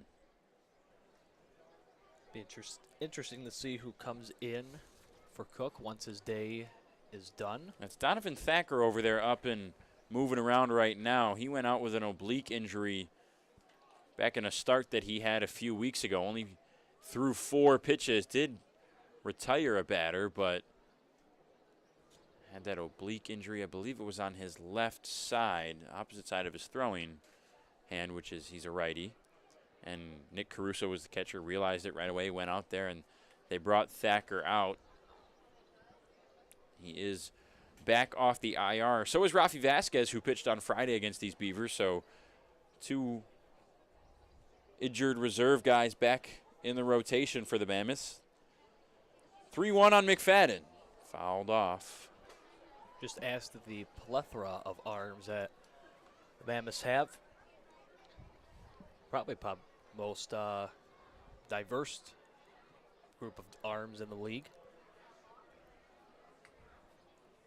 Still not a lot of lefties. Only 1 lefty in the bullpen, and that's Greg Lokinen, who's typically a starter. I think we've seen Greg once this year in relief, and that's about all we're going to see. Full count now. Whitfield runs on it, and it gets past anyways. So a walk to McFadden, and things are brewing for the Beavers.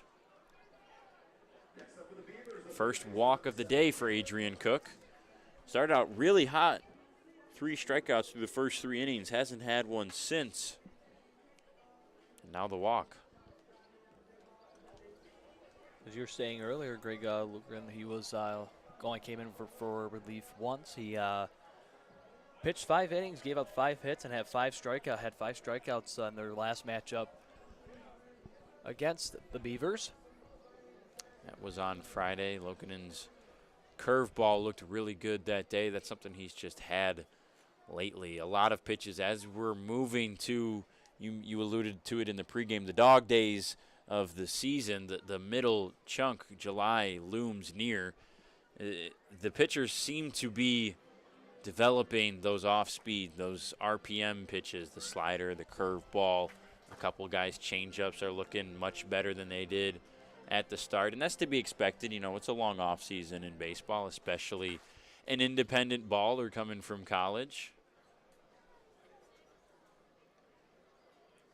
The 0-0 to Cameron Collette with 2 on is in the dirt for ball 1. And that's what's kind of surprising about Cook is he hadn't pitched in a month and a half, and it's only taken him really 3 appearances to kind of look like he's back to his old ways and look good. Trevor Jackson from Abilene Christian had the advantage. He came here right from his season ended, was in late season form at Abilene Christian, and then comes to play in the USPBL and just looks really strong. Either way, these guys are both they're hitting their stride now. It's the end of June, and hopefully these guys can keep it up as we get ready for July, and then obviously the home stretch when we get to August. Fenley, Davis, and Castillo wait on deck. Collect broke his bat. It's to Brown. Flip to second for 1. Relay to first. Not going to beat the speedy Cameron Collette. So a fielder's choice puts runners on the corners with 1 out. And the top of the order coming up, starting with Luke Fenley.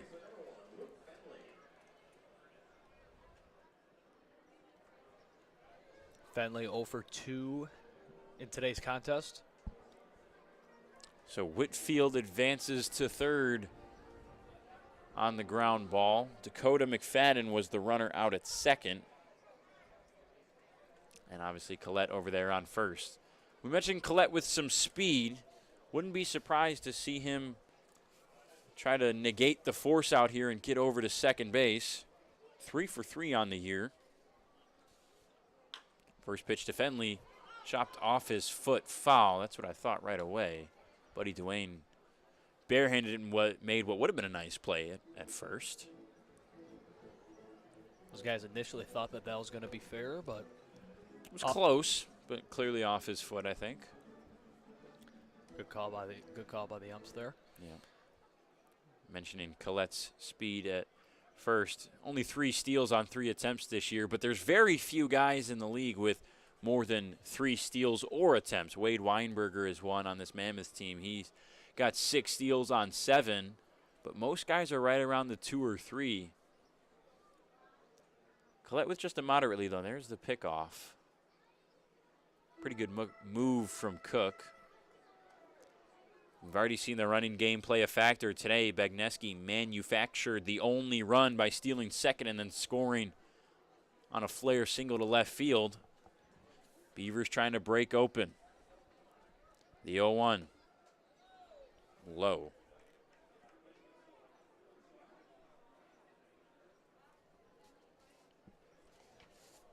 See if Fenley can snap his 0 for 2 skid here in today's game.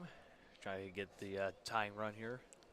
Cook's pitch count rising now. 62nd pitch on the way. There goes Collette. Fenley checked the swing. It's in the dirt. Hewitt is not going to be able to get to it in time to even attempt to throw out the runner Collette. And now no force out for the Mammoths and 2 in scoring position with only 1 down for a good hitter who had a good game on Friday against these Mammoths, Luke Fenley. So let's see if Cook can get that slider either in the outside corner or lower in the strike zone. See if he can get Fenley looking here. Fastball count. We'll see which one he picks. It is the slider Fenley thought about. It does a really nice job to lay off, and now 3-1. More trouble for Adrian Cook. Just like we were talking about earlier, it's around the 5th or the 6th inning where these guys start to plateau a little bit. We go strong for about 4 innings, and you can see, Trevor Jackson gave up the 1 run, and now Cook in a bit of a jam here.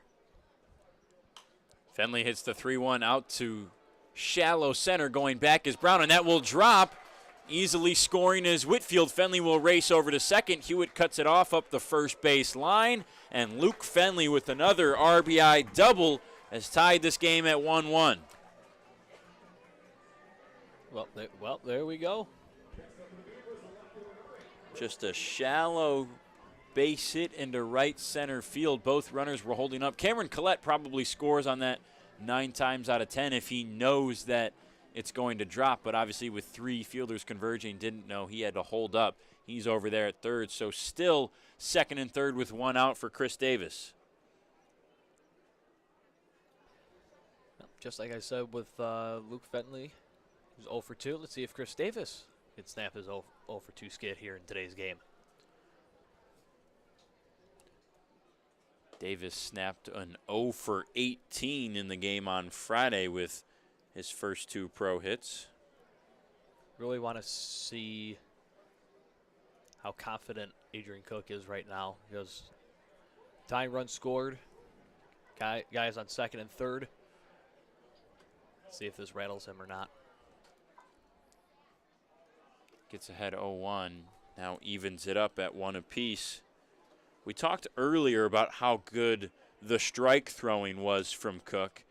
Barely falling behind in any counts, and since then has tapered off a little bit. A walk to Dakota McFadden, fell behind to Fenley, 3-1 there. Got ahead 0-1 and now evens it up with Chris Davis. Swing and a miss there. That's a pitch that Cook really wanted and he got. The only 3-ball counts we've seen from Cook both came in this inning. Obviously the last one to Fenley and the walk to McFadden.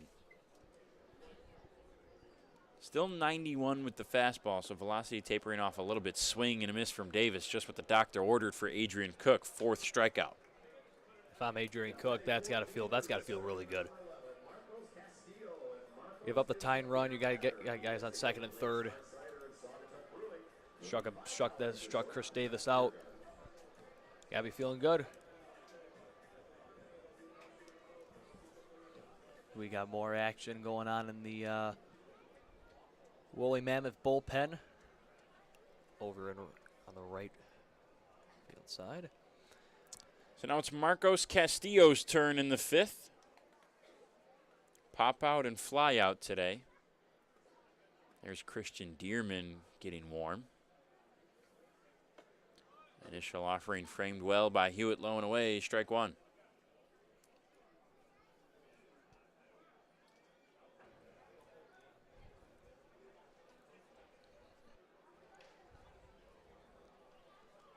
Collette the runner on third, Fenley the runner on second.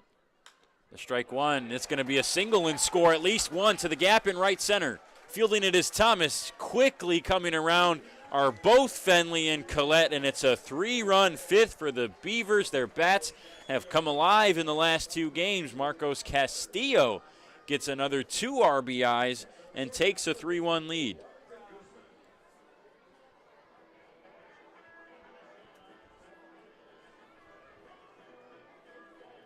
Adrian Cook was going in between either the slider or the fastball on that, and he got caught. And results in a 2-run single for the Beavers. Take a 3-1 lead over the Mammoths. The inning stays alive to bring up Wellington Guzman. 0 for 2 today. It'll cause a mound visit, and that's going to be it for Adrian Cook. He goes 4 2/3. Didn't give up any runs until this 5th inning, and the Beavers put up 3 on the board to take the lead. We'll step aside. Christian Dearman toes the slab when we come back. What makes Detroit Mercy so unique is the fact that it's in the middle of Detroit, and especially with their service learning programs, you really get a chance to be a part of the community. Detroit Mercy. Build a boundless future. There are many things you can rely on in this world, like a sunny day brightening your mood, your mom baking the world's best apple pie, and never a dull moment in running your business. And when it comes to time-consuming HR tasks, you can rely on Tryon. Tryon can handle payroll and taxes, employee benefits, and more, so you can stay focused on attracting and retaining the best talent. With Tryon, you don't have to grow it alone. Visit RelyOnTryon.com. You can always rely on Tryon. Check your checking. If your account doesn't get you pumped, amped, or geeked, make the switch to Genius Checking from Genesis Credit Union. It's just genius.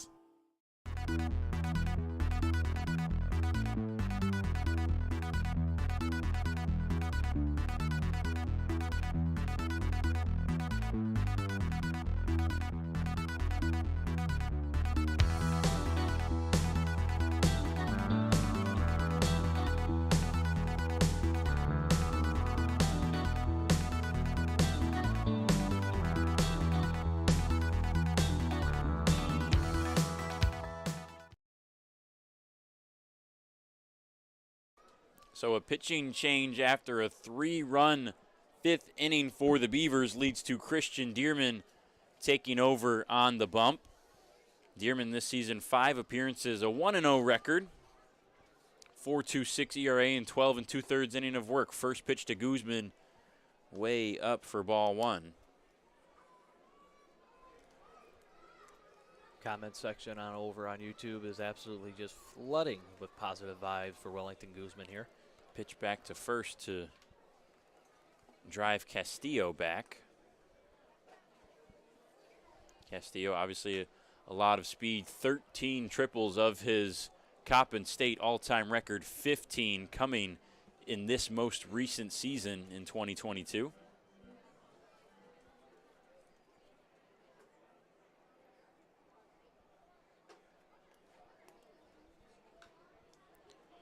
Castillo golfs for that one, tipped it off the end of the bat foul. Excuse me, that was Guzman.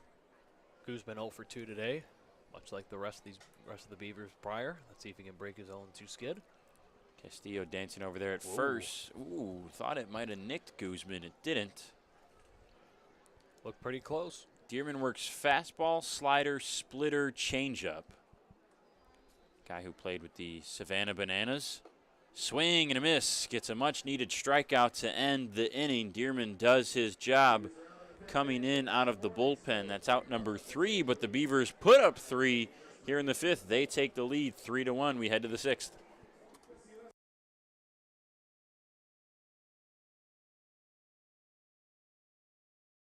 Why are all these business owners smiling?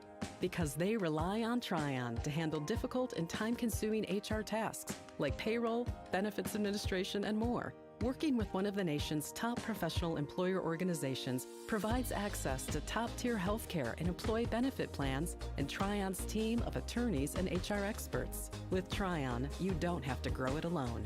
Visit RelyOnTryon.com. You can always rely on Tryon.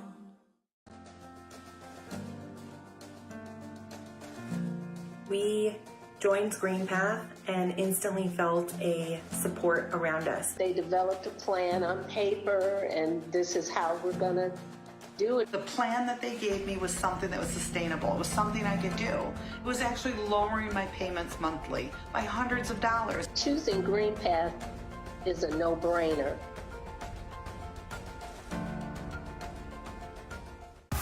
Great seats at a great price. Get them safer, simpler, and smarter with Ticket Smarter. A proud partner to the biggest names in live sports and events, including ESPN events and iHeartRadio. Ticket Smarter has seats for over 125,000 live events and 48 million tickets for sale. All backed with the Ticket Smarter 100% ticket guarantee. Thinking about your next great live event? Think smarter. Think Ticket Smarter. Get your tickets your way, guaranteed, at Ticketsmarter.com.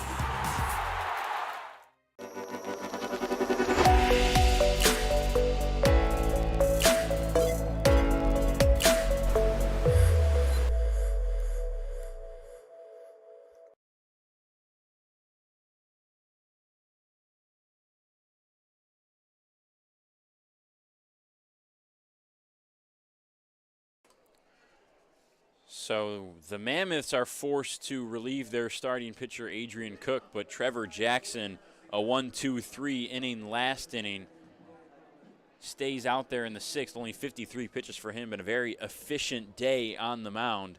He'll start the sixth facing off Duncan Hewitt. Fouls the first pitch off. Tanner Thomas and Nick Caruso wait on deck. Let's see if Trevor Jackson can keep up this momentum that he has. It's been working for him so far. We top of the sixth here. 0-1 golfed foul down the left field line. Jackson's had a stellar outing to this point.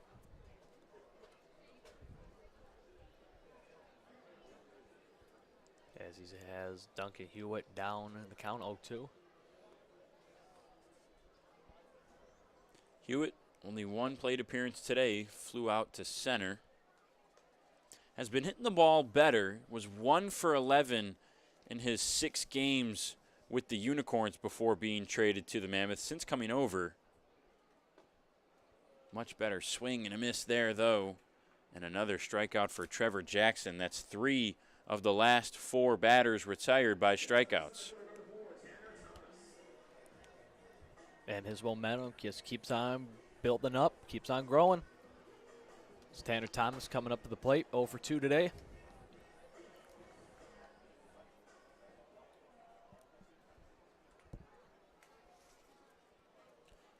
Initial offering to Thomas, high and away.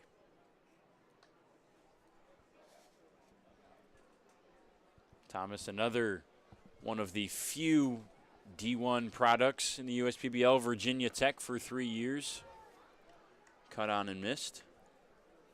The Hokies out there in Virginia Tech. Yeah. 24-year-old native of Jacksonville, Florida. 5 home runs and almost 50 RBIs for the Hokies. Had a great baseball and football program out there. That one's in the dirt. Yeah, what's the football tradition there, student sec? Do they have Enter Sandman, or they've got some tradition there that's one of the better ones in college football? I believe it's Enter Sandman. Not 100% sure on that. But I do know they have one of the more richest college traditions in the sport of football. Jackson gets back in the count, 2-2. Curveball got him looking. Strike 3. What a pitch from Trevor Jackson. Back-to-back Ks to bring up Nick Caruso.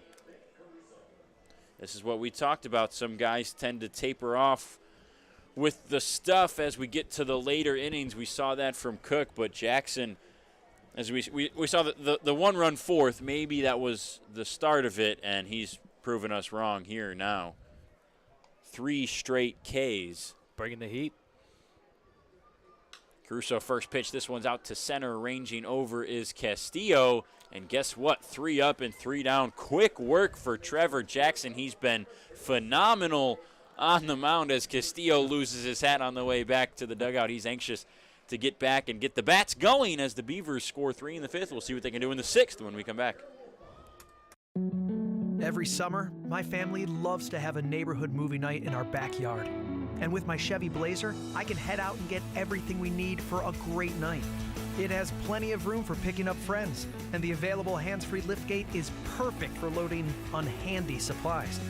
You know, it may be movie night, but my Blazer is the main attraction wherever I go. Lease a 2022 Blazer 2LT for just $239 a month for 24 months. Put it in D and see why Chevy drives the Motor City. Make your move with a quick and easy mortgage from Genesis Credit Union. We have mortgages to fit your life. Genesis Credit Union. Visit us today.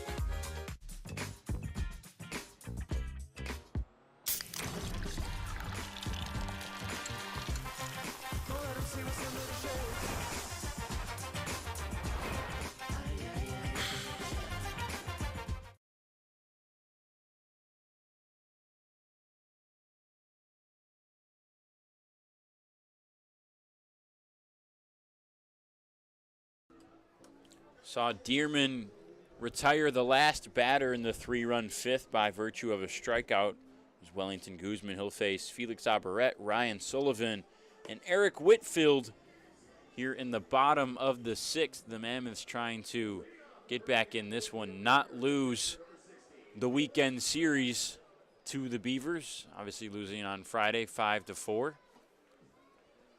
Dearman's a fun guy on the mound, as we mentioned, pitched with the Savannah Bananas and has kind of naturally brought, you see him dancing there, naturally brought some of those antics to the USPBL, whether it's for better or for worse remains up to your judgment, but I think it's for the better.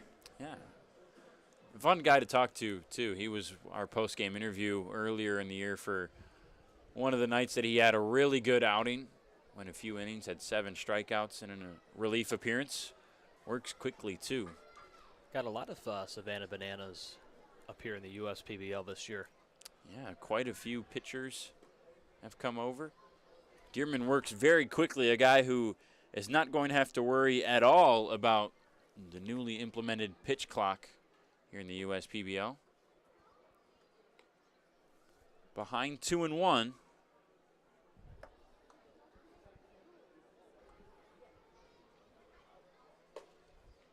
Fastball in there, 85.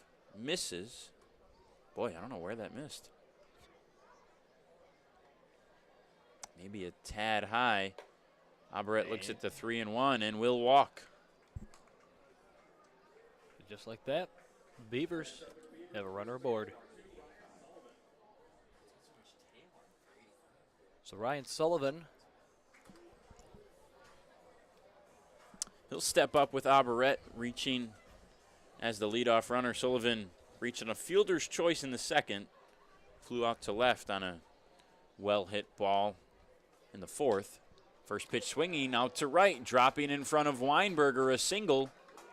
Weinberger kind of stumbled. Sullivan was going to second. He's caught in the middle now. Abaret stayed there. Sullivan will safely get back to first. Abaret was looking down to third.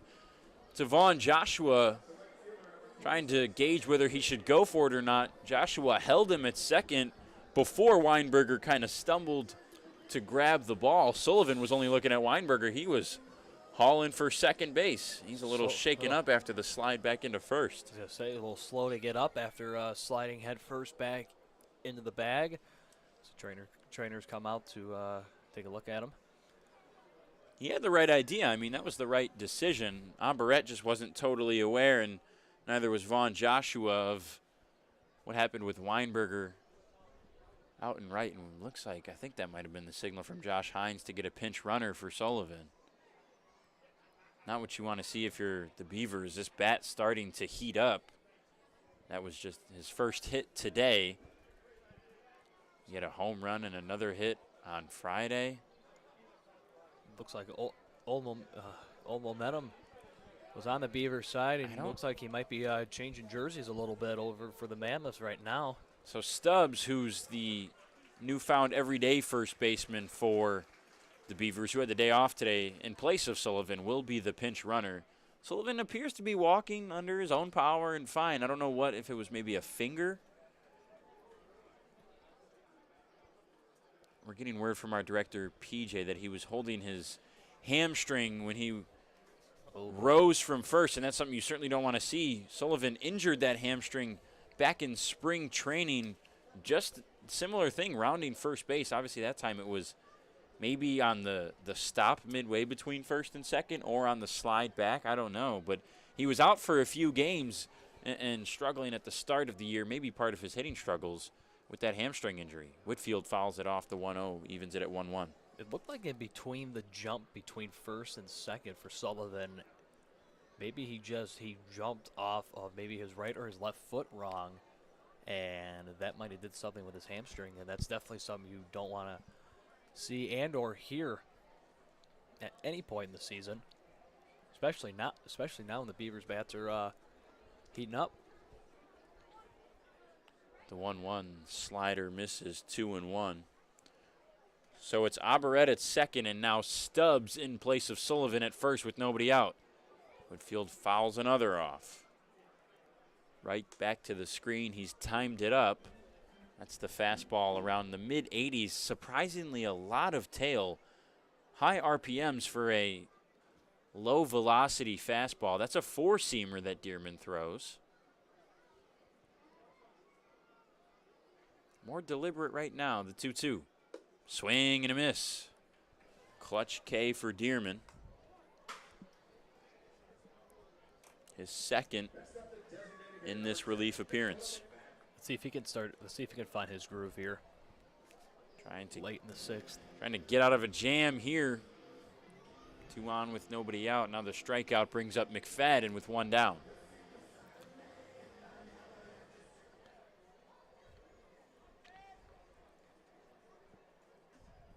McFadden still looking for his first hit as a Beaver. 0 for 6 with a walk. 0 for 2 today with a walk. Or 0 for 1 with a walk today. Did not like that one either. I think he might have thought he should have jumped on that one. Four-seam elevated at 84. Cut on and missed there.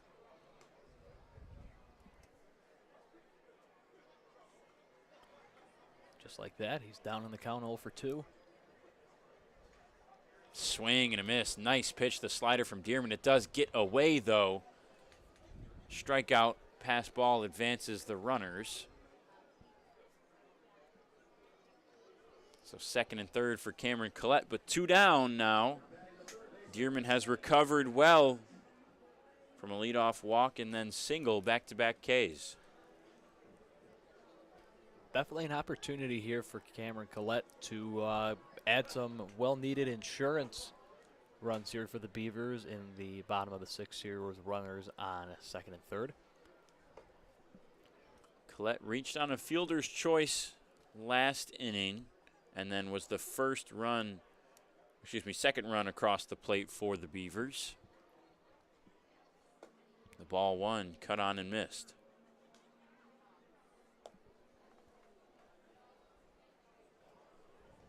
Some more action going on in the Beavers bullpen there.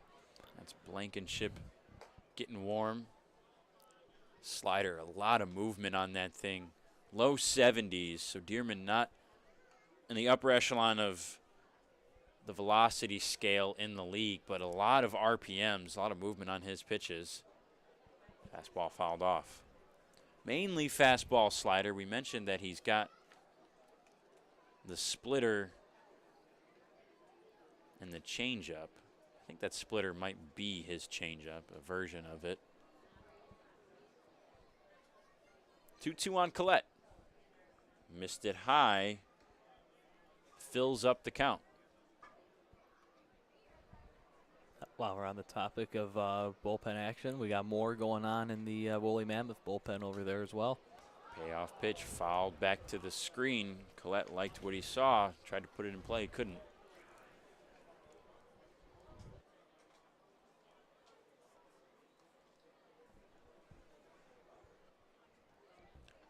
Two on, 2 out. The 3-2 slider fought off foul. Good spoil by Collette. It's now 2 in a row. Pitch number 8 on the way.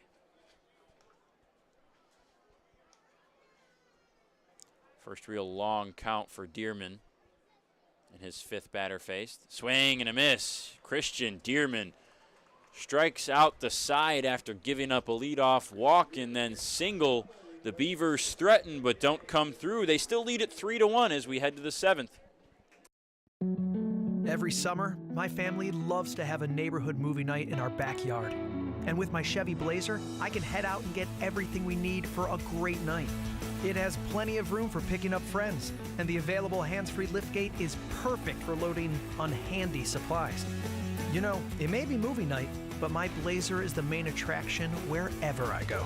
Lease a 2022 Blazer 2LT for just $239 a month for 24 months. Put it in D and see why Chevy drives the Motor City. We build roads, bridges, wind farms, and pipelines, schools to skyscrapers. Our members create monuments. We operate. We're the operators and mechanics behind the advanced heavy machines that move Michigan forward. We maintain boilers and HVAC. Our members run the complex heating and cooling systems that we all depend on. Our training is second to none, and safety is our priority. We are Operating Engineers 324, and we keep Michigan running. I'm all in with HR and Organizational Development Council. I'm all in with Marketing and Business Development Council. I'm all in with Operations and Member Experience Council. I'm all in with CEO Council. I'm all in with Lending Council. I'm all in with CFO Council. I'm all in with Technology Council. Our credit union is all in with CUNA Councils.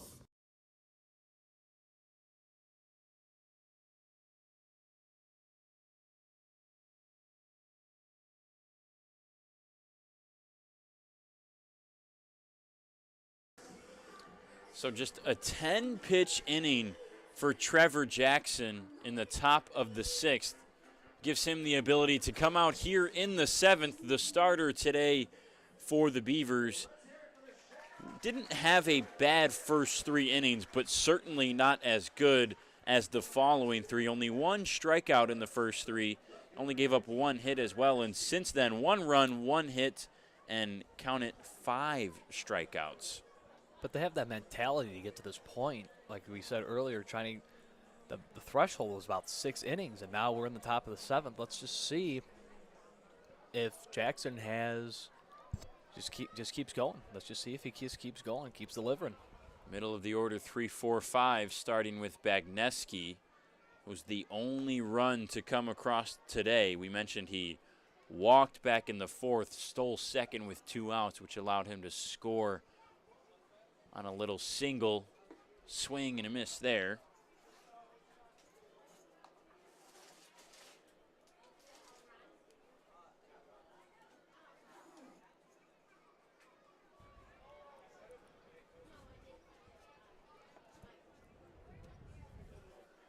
The 1-1. Outside, 2-1. Looks like Blankenship is going to be the first out of the pen for the Beavers whenever they need him. We'll see how good Jackson can go in this inning. As we mentioned, the last inning, just 10 pitches. Strike 2 to Bagneski, evens the count. I mean, if he has another 10-pitch inning, he might be able to go out there for 8. That would definitely be a sight to see there. I don't know if we've seen a starter finish 7. Rocketed foul. Close one there for Bagneski. I don't think we've seen a starter go more than 6, actually, let alone finish 7 this year in the league.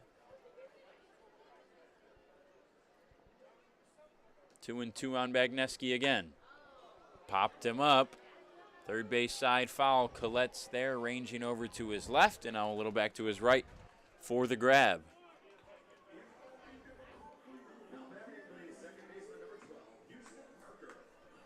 And just like that, Jackson's got his first out of the 7th inning as he faces Houston Parker.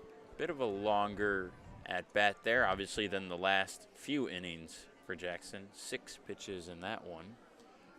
Brings up second baseman Houston Parker. Ground out single today. He had the RBI single that brought home Bagneski. Oh, my. That was a little close. Curveball in there. Didn't quite get back across the plate. We've seen a few today from Jackson like that hitters have ducked out of the way, and all of a sudden it's a strike. That one misses the 1-0. Swing and a miss. Pumped an 88-mile-an-hour heater by him. Parker bobbing his head, just like, man, I wish I would have had that one. Still some life on that fastball for Jackson. 1-1. In there, front door changeup. Nice pitch.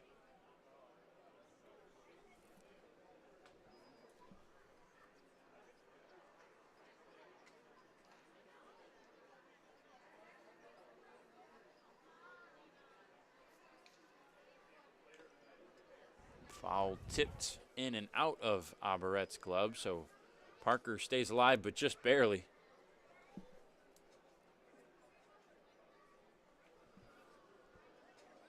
Outfield shades Parker to go the opposite way just a little bit. Castillo about 4 or 5 steps to the right of the second base bag. Infield is straight up.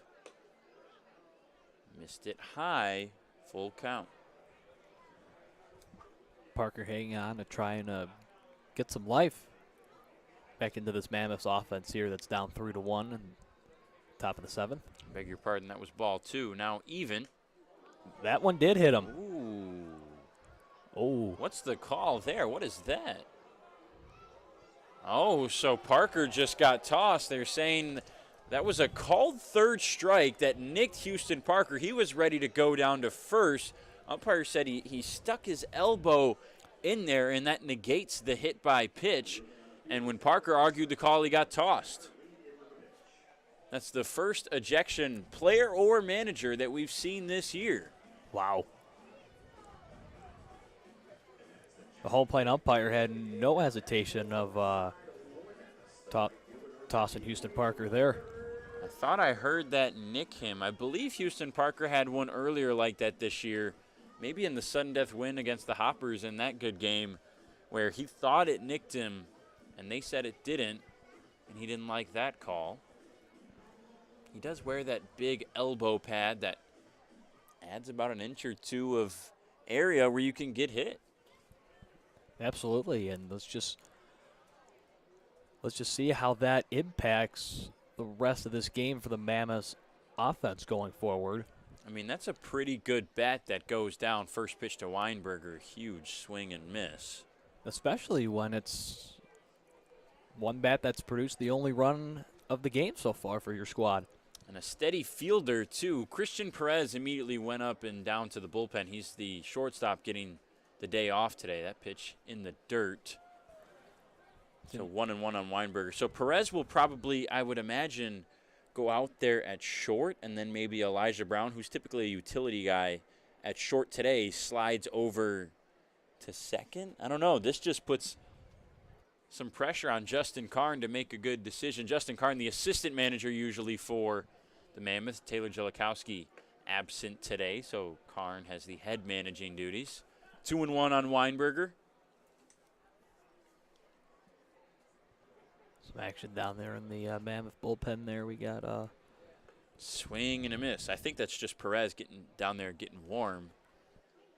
Just in case. I mean, I think they're expecting him to come in and substitute for Parker in some capacity. Yeah, there's Perez right there. Looks like Thacker's down there as well. Still getting ready. Dearman had a good last inning. Struck out the side. 2-2. Swing and a miss. Trevor Jackson, have a day. 7 strikeouts make that 8 after the last one today.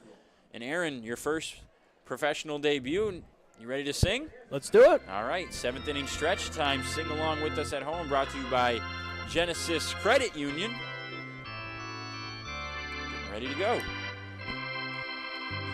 Take me out to the ball game. Take me out with the crowd. Buy me some peanuts and Cracker Jack. I don't care if I never get back, for it's root for the home team. If they don't win, it's a shame, for it's 1, 2, 3 strikes, you're out at the old ball game. Get up and stretch. We've got a good one here. It's 3-1 Beavers as we head to the home half of the 7th on the US PBL Network.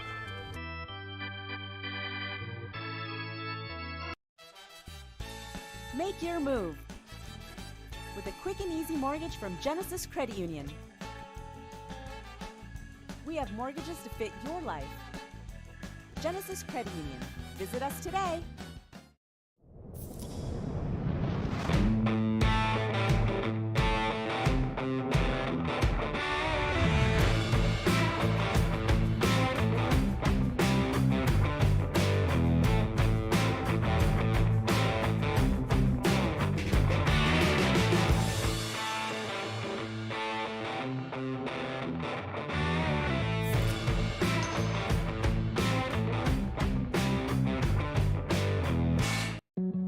Every summer, my family loves to have a neighborhood movie night in our backyard. And with my Chevy Blazer, I can head out and get everything we need for a great night. It has plenty of room for picking up friends, and the available hands-free liftgate is perfect for loading unhandy supplies. You know, it may be movie night, but my Blazer is the main attraction wherever I go. Lease a 2022 Blazer 2LT for just $239 a month for 24 months. Put it in D and see why Chevy drives the Motor City.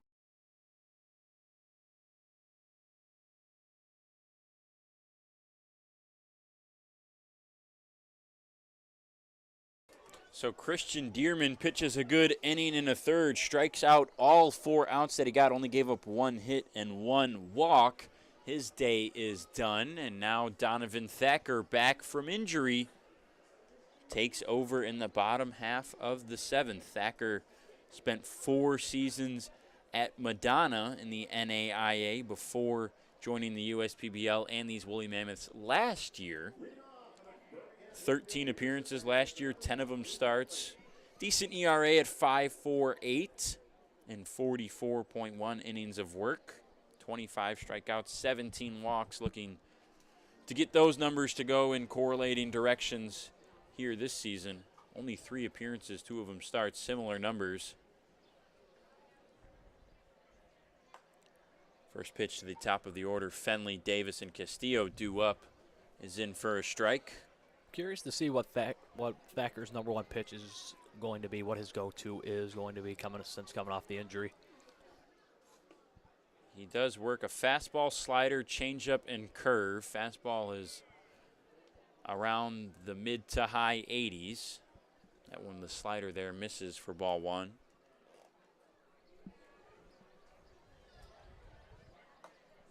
One, fastball dotted outside edge of the zone, 1-2. Always good when you can have a reliever or starter that has many different types of pitches in his repertoire. Keeps the hitter guessing. 1-2, slider away, misses. That's the name of the game. So there's you see Elijah Brown. That's second base that he's at. Houston Parker got ejected last inning after arguing a call where he got hit by a pitch, but his elbow was in the strike zone, and it was a called third strike looking. 2-2 under the zone, full count now. So Perez is the substitution for Parker. Perez is a shortstop through and through, so he goes out there to short, as you see right there. Parker Brown, who got the start at short, now slides over to second base. We'll see how that affects this Mammoths defense. The 3-2 chopped on the ground to a charging Caruso. He'll flip underhand to Thacker, who beats Fenley to the bag for out number 1. Welcome back, Donovan Thacker, your first out since coming off the injury. So Fenley is retired, and his 4th appearance brings up Davis. Fly out, ground out, strikeout so far.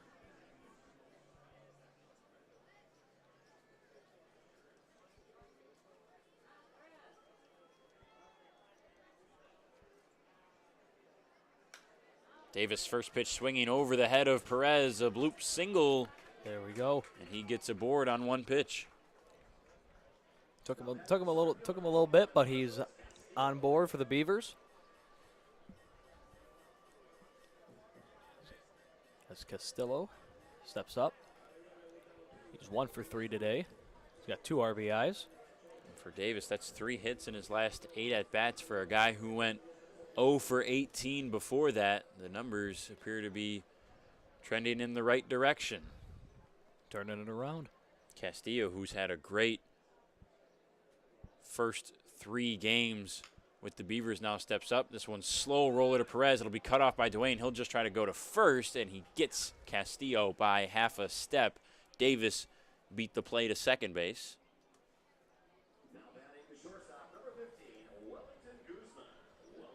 Let's see if Wellington Guzman, who's coming up to the plate right now, is 0 for 3 in the day, can get Chris Davis home and get another insurance run for the Beavers as we're in the bottom of the 7th, getting close to crunch time here. Guzman, 2 strikeouts and a ground out to third so far.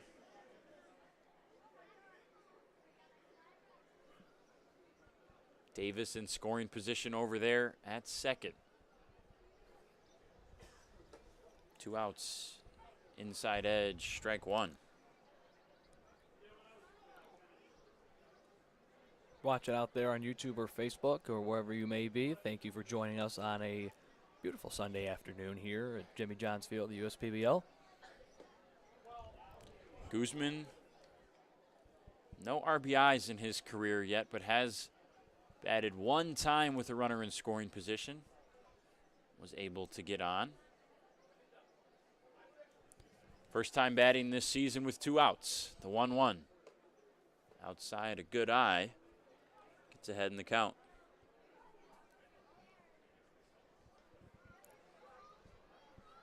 Infield is deep, so is the outfield. Everybody straight up. Brown maybe a few steps shaded up the middle. That one's outside again. Chris Davis had a good lead off of second right there. I think he was going to go if that pitch wasn't blocked or caught.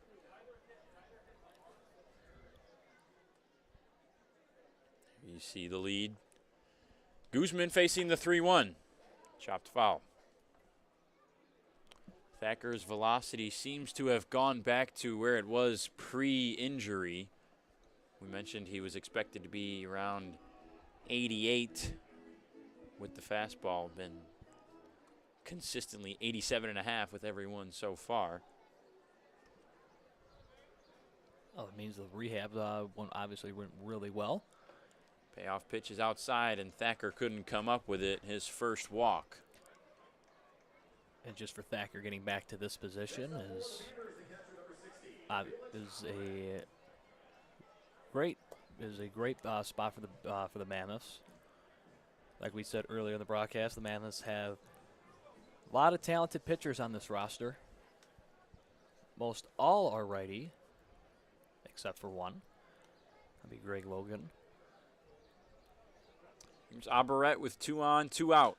First pitch skied out to center, ranging over is Thomas. He'll make the grab on the run, flip it to the fans on the soundstage. So the Beavers yet again, kind of like the last inning, threaten a little bit, but nothing doing. The Mammoths holding them off, trying to mount a comeback. They're down 2 runs as we head to the 8th. As your neighbor who works at Ascension, Michigan, and a cardiologist who's practiced for more than 20 years, I'm going to keep asking, how are you feeling today? Your care can't wait. Getting care sooner can mean catching things before they get worse. At Ascension, Michigan, our ERs and our hospitals and other sites of care are maintaining strict precautions for your safety. Studies have shown that people will get care sooner if they're encouraged by their doctors, family, and friends. Get the care you need at getascensionmichigancare.com. First State Bank is a locally owned and operated business. We're part of your community. At fsbcares.com, you'll find ways that we're making a difference by featuring locally owned and operated businesses, providing access to helpful financial resources, and engaging with community. fsbcares.com is part of our commitment to the neighborhood because strong neighbors mean stronger communities. Where good neighbors do great things. Member FDIC, an equal housing lender. One thing that makes Detroit Mercy unique and different from other universities is that the faculty truly care about you and they're always there to help. Whether it's asking questions after class or going into the office hours, they're always there to lend a hand and really make you feel at home. People are here to work together, and whether like you have a question or you're discussing topics within the class, you can go up to your professor and they know your name. They're just willing to help you become a better overall student. Detroit Mercy. Build a boundless future. Jimmy John's Field is the perfect venue for birthday parties, summer picnics, company outings, and provides the best entertainment in Metro Detroit with great baseball all summer long. Spend your summer nights under the lights at Jimmy John's Field in historic downtown Utica.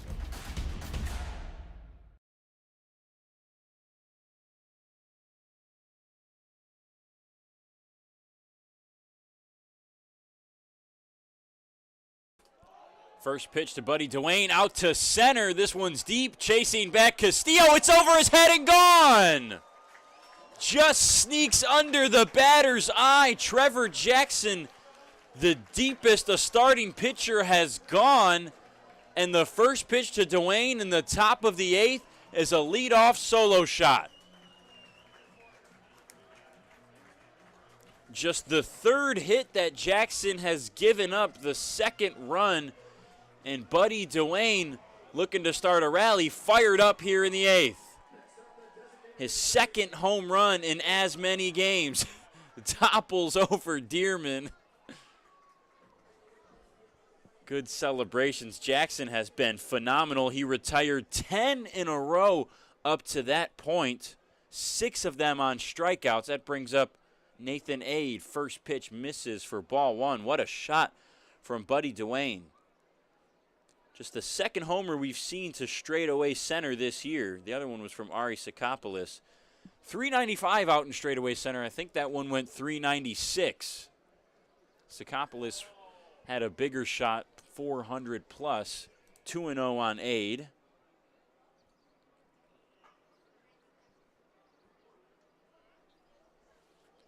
Fireworks in the 8th from Dwayne. Makes it just a 1-run ball game, tying run at the plate and ahead, 3 balls to no strikes in the count. There's Blankenship in the pen. Nick Shaw, Zach Devon, and James Crick all milling around as well. Blankenship expected to be the first arm out, the 3-0. And looks like Jackson might have been shaken up after the leadoff home run. Walks 8 in 4 pitches. His just second walk today compared to the 8 strikeouts he's had. And that will induce a mound meeting. That might be the day. Usually when Vaughn Joshua comes out of the dugout, he's grabbing the ball. And that will be it. So a leadoff home run. Still a great day for Trevor Jackson, but it's done here in the 8th after he faces 2. A leadoff solo shot from Dwayne and a 4-pitch walk to Ade. We'll come back with Zach Blankenship on the other side. Since the day I was born is a diver's watch. The challengers of the world have taught me many things. Elevate your life on the road with a new Lincoln from Crest Lincoln. We're here to provide a purchase and ownership experience that's on your terms. We have new Lincolns arriving every day, or take advantage of ordering your Lincoln exactly how you'd like it, and you'll receive an additional $1,000 benefit towards that purchase or lease. We're celebrating 100 years of elevating the driving experience. Discover the possibilities at Crest Lincoln in Sterling Heights, or visit us today at crestlincoln.com.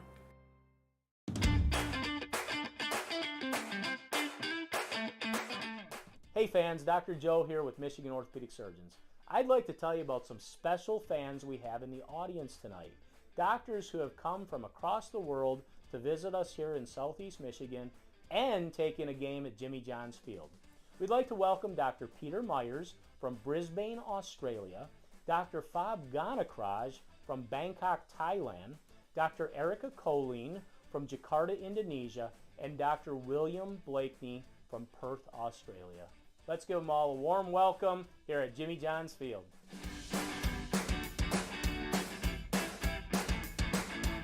We're the financial champion of Michiganders.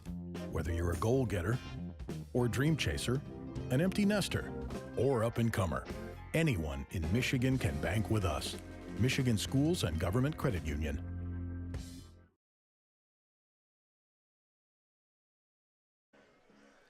Zach Blankenship now on the mound for the Birmingham Bloomfield Beavers after a phenomenal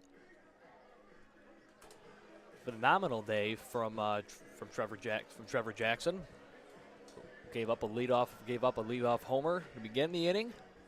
Well, Zach Blankenship, his last seen action was on Friday. Blankenship, 6 appearances this year, 0-1 on the year, 5.84 ERA and 12 1/3 inning of work. 10 runs given up, only 8 of them earned, 5 walks to 13 strikeouts. Has been a quality and steady arm out of the pen for the Beavers, trying to hang on to this lead that Buddy Dwayne has threatened for the Mammoths. Ade, the runner on first.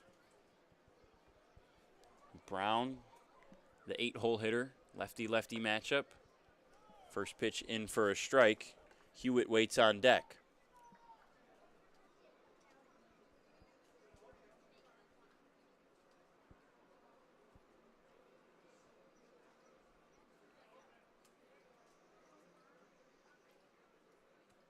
The 0-1 misses low.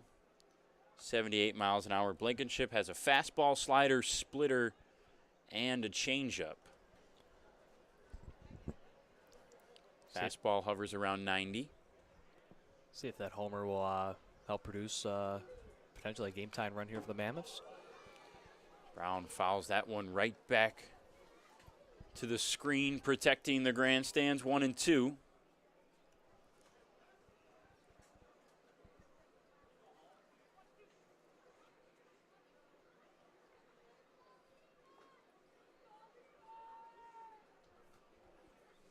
Aid with a conservative lead. Delivers foul.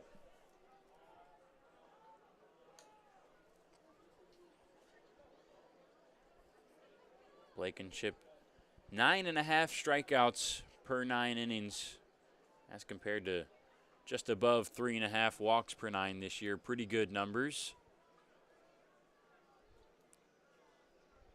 The 1-2, check the swing in the dirt. Aid quickly taking off. Good decision, and now he's in scoring position. Nobody out. 2-2 on Brown.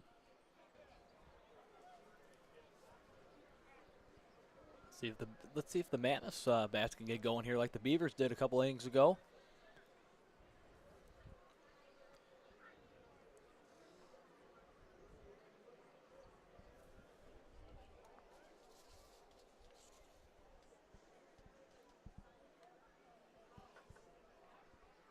The 2-2.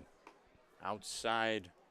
Brown has worked the count full. A couple good foul balls. Brown this year with runners in scoring position, just 1 for 9.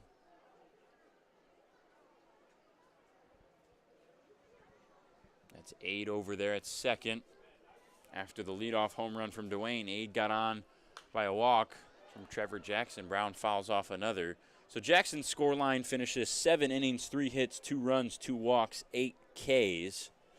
There were only 3 base runners given up from Trevor Jackson before Dwayne led us off here in the top of the 8th with the solo shot. The payoff pitch to Brown. This one's put in play. Back. Davis stops in front of the warning track and grabs it. That ball looked like it was threatening home run distance at first. Davis did a nice job to get behind it and collect out number 1. That ball had some zip on it. There's no question about that, but just not enough exit velocity to get out of there. Aid is held at second. Brings up the catcher, Hewitt. Hewitt 0 for 2 today. Struck out in the 6th, flew out in the 3rd. We see the defending champion unicorn flag out there in left field. Light breeze blowing.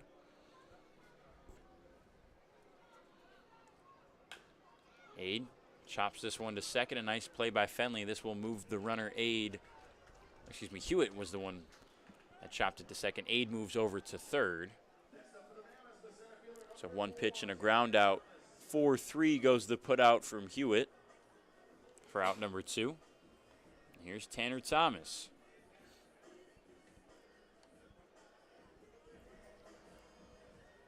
Thomas 2 for 10 on the year when coming to the plate with 2 outs.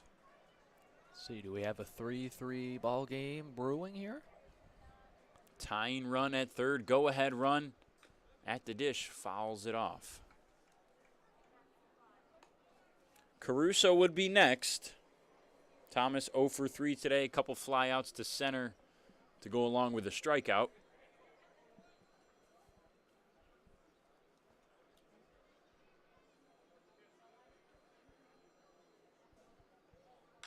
A 1.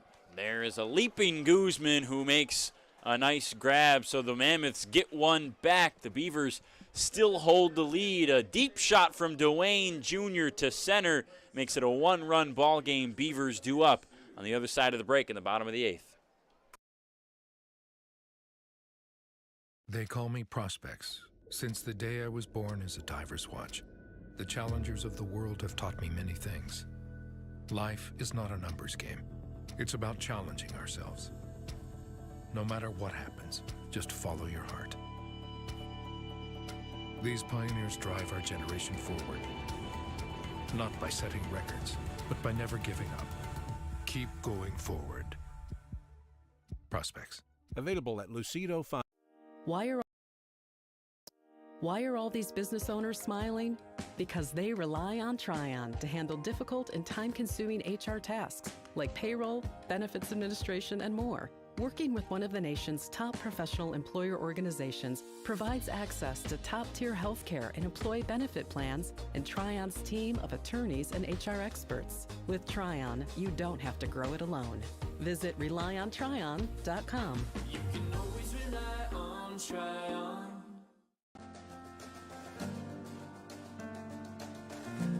We joined Green Path and instantly felt a support around us. They developed a plan on paper, and this is how we're going to do it. The plan that they gave me was something that was sustainable. It was something I could do. It was actually lowering my payments monthly by hundreds of dollars. Choosing Green Path is a no-brainer.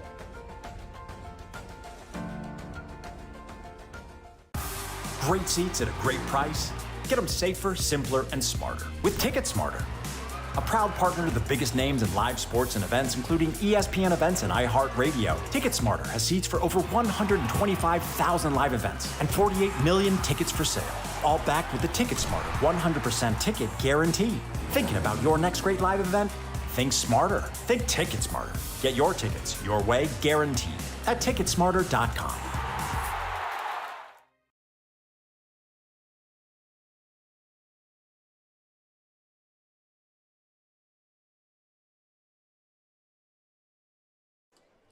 Tyler Richley out of Ball State takes over on the mound for Donovan Thacker, who goes 1 inning, giving up a hit and a walk and nothing more than that. He'll face J.D. Stubbs, who pinch ran for the injured Ryan Sullivan after his single in the 6th. Stubb with his first plate appearance today. Whitfield and McFadden wait behind him. Richley's 3 seasons in the MAC at Ball State before joining the USPBL. This is his 3rd professional appearance. First pitch hard hit on the ground to Caruso at first. He'll move Richley off and step on the bag himself for out number 1. Richley last season at Ball State, 6 appearances, had a 6 ERA, 6 innings. 10 Ks to 4 walks is pretty good. He's got a fastball, curveball, changeup, and a slider. The righty on the mound will almost exclusively throw the sliders to righties and the changeup to lefties.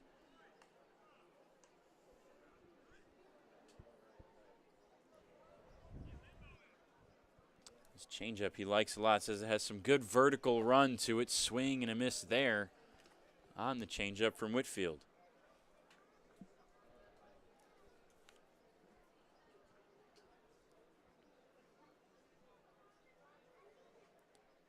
Quickly ahead, 0-2. Whitfield slaps this one to third. Dwayne, a nice fire over to first. 2 up, 2 down. With the Mammoths threatening this Beavers lead. That's exactly how you want to start the bottom of the 8th. Just 4 pitches for Richley.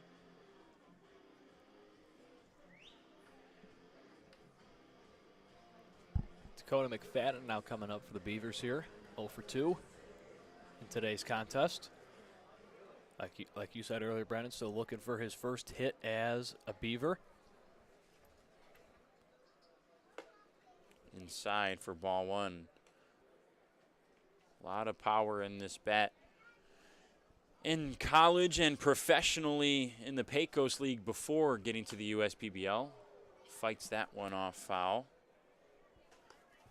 18 home runs last season in the Pecos League, 18 in 2 seasons at Keystone College. Almost 200 RBIs in 3 years between the 2 teams. He's ahead 2-1.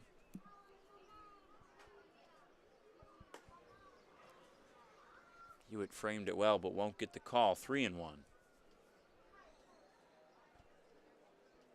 Fastball hovers around 90 for Richley.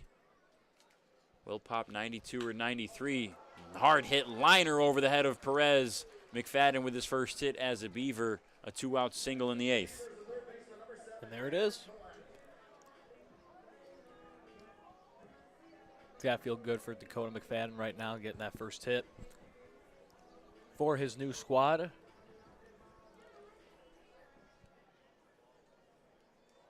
Here's Collette, 9-hole today. 2 strikeouts, reached on a fielder's choice and scored a run back in the 5th. 302 batting average coming into today, his 13th game played with the Beavers. The 0-1 slider away, misses.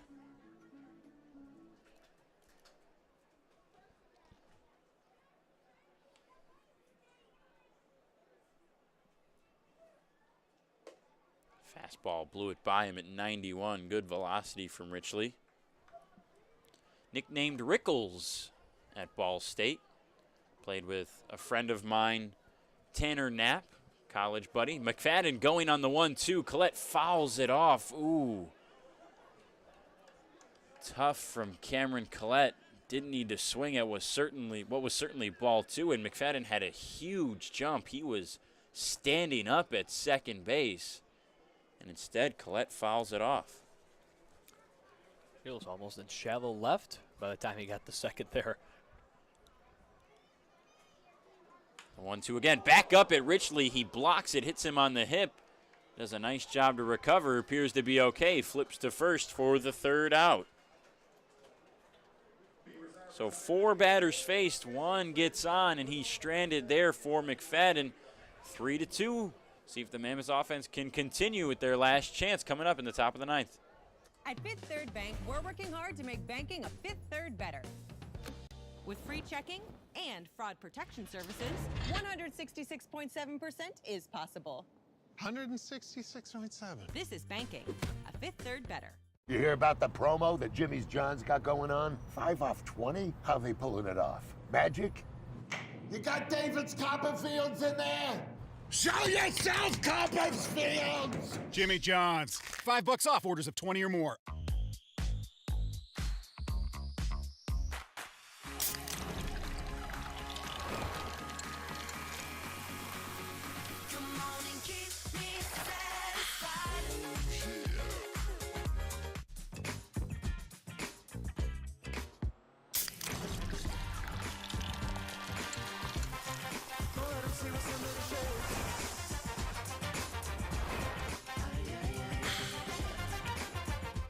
Elevate your life on the road with a new Lincoln from Crest Lincoln. We're here to provide a purchase and ownership experience that's on your terms. We have new Lincolns arriving every day, or take advantage of ordering your Lincoln exactly how you'd like it, and you'll receive an additional $1,000 benefit towards that purchase or lease. We're celebrating 100 years of elevating the driving experience. Discover the possibilities at Crest Lincoln in Sterling Heights, or visit us today at crestlincoln.com.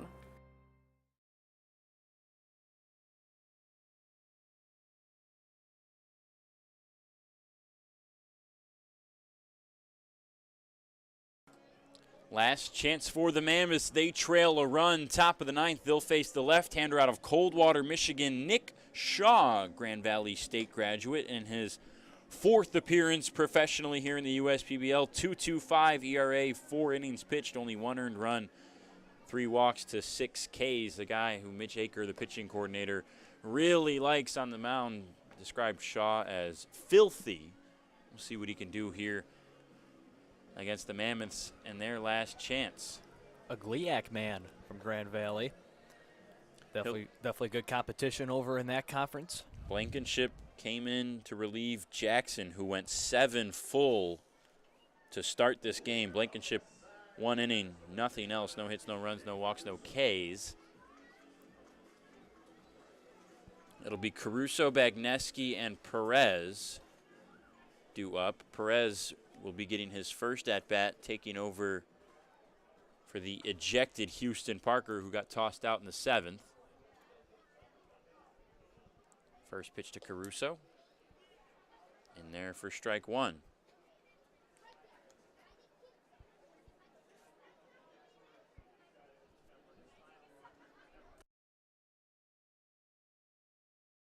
outside for ball one from Shaw.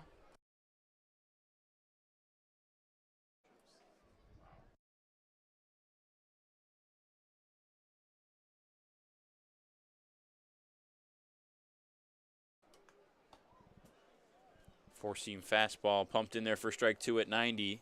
Shaw's got a four-seam and two-seam curveball, changeup, slider, five-pitch repertoire for the lefty from Grand Valley State. Always good to have that many pitches. He works quickly, throws ball two there.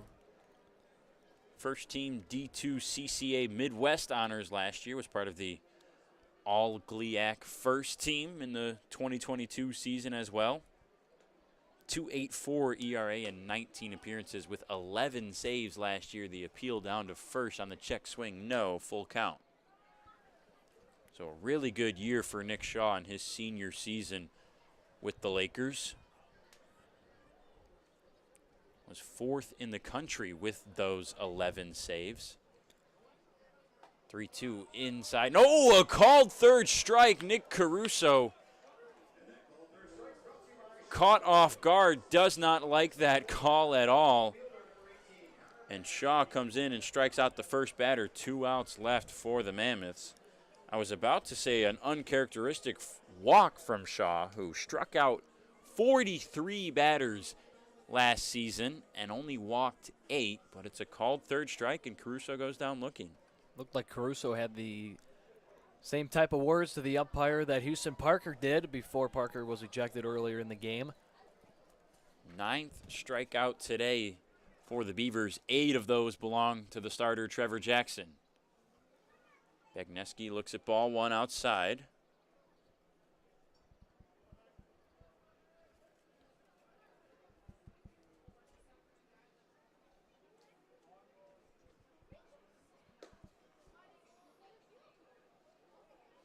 Two 2-0 now.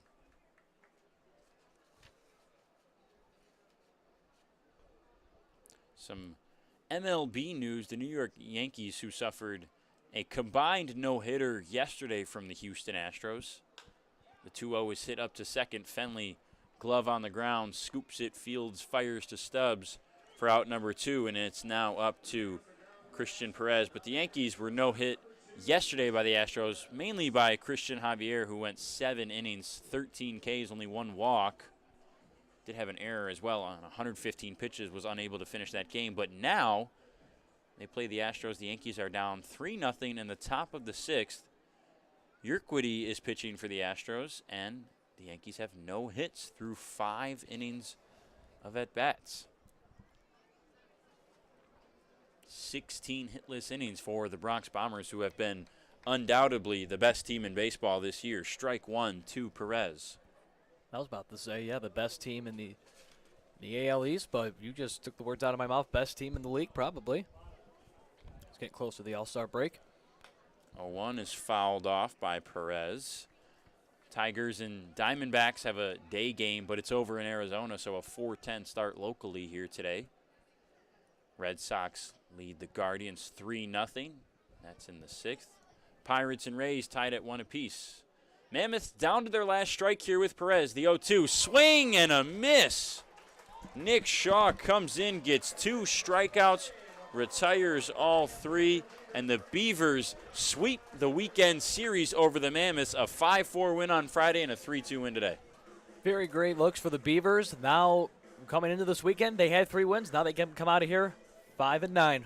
Back into consideration now. Yeah, they're rolling now.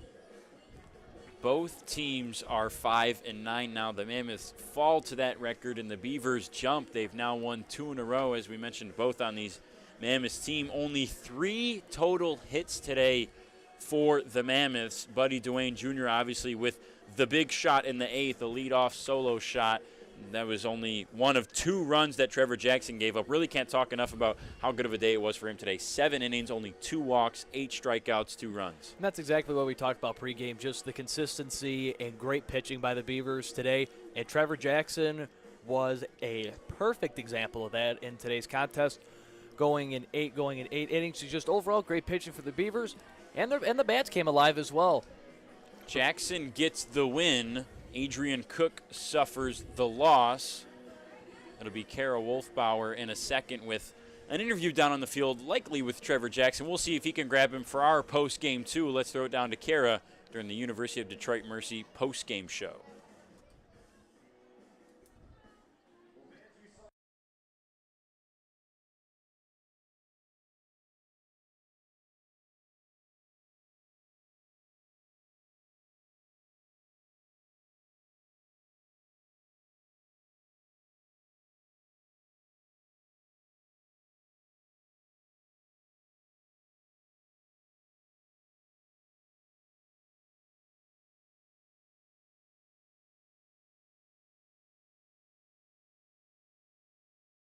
All right, I'm here with our Lombardo Homes player of the game today, Trevor Jackson. Trevor is the first pitcher this year to go all 7 innings in a game, and he had his career-high strikeouts of 8 strikeouts today. So tell me what was working for you today. What was your best pitch? How are you feeling out there? I would say early on, I was just trying to work the fastball in and out, get the defense rolling. And then after that, it's just work the changeup, get them chasing down in the dirt, keep them off balance. Nice, nice, nice. That's awesome. I got to meet Trevor today. You had a great day pitching, and he's a great guy, too. So we'll send it right back to you, Johnny. And that was Kara Wolfbauer, a UAD Titan herself, as we get ready to swing on over to the University of Detroit Mercy post-game show. For me, I'm Aaron Gemmel. As always, keep it fresh, and we will be back after these messages.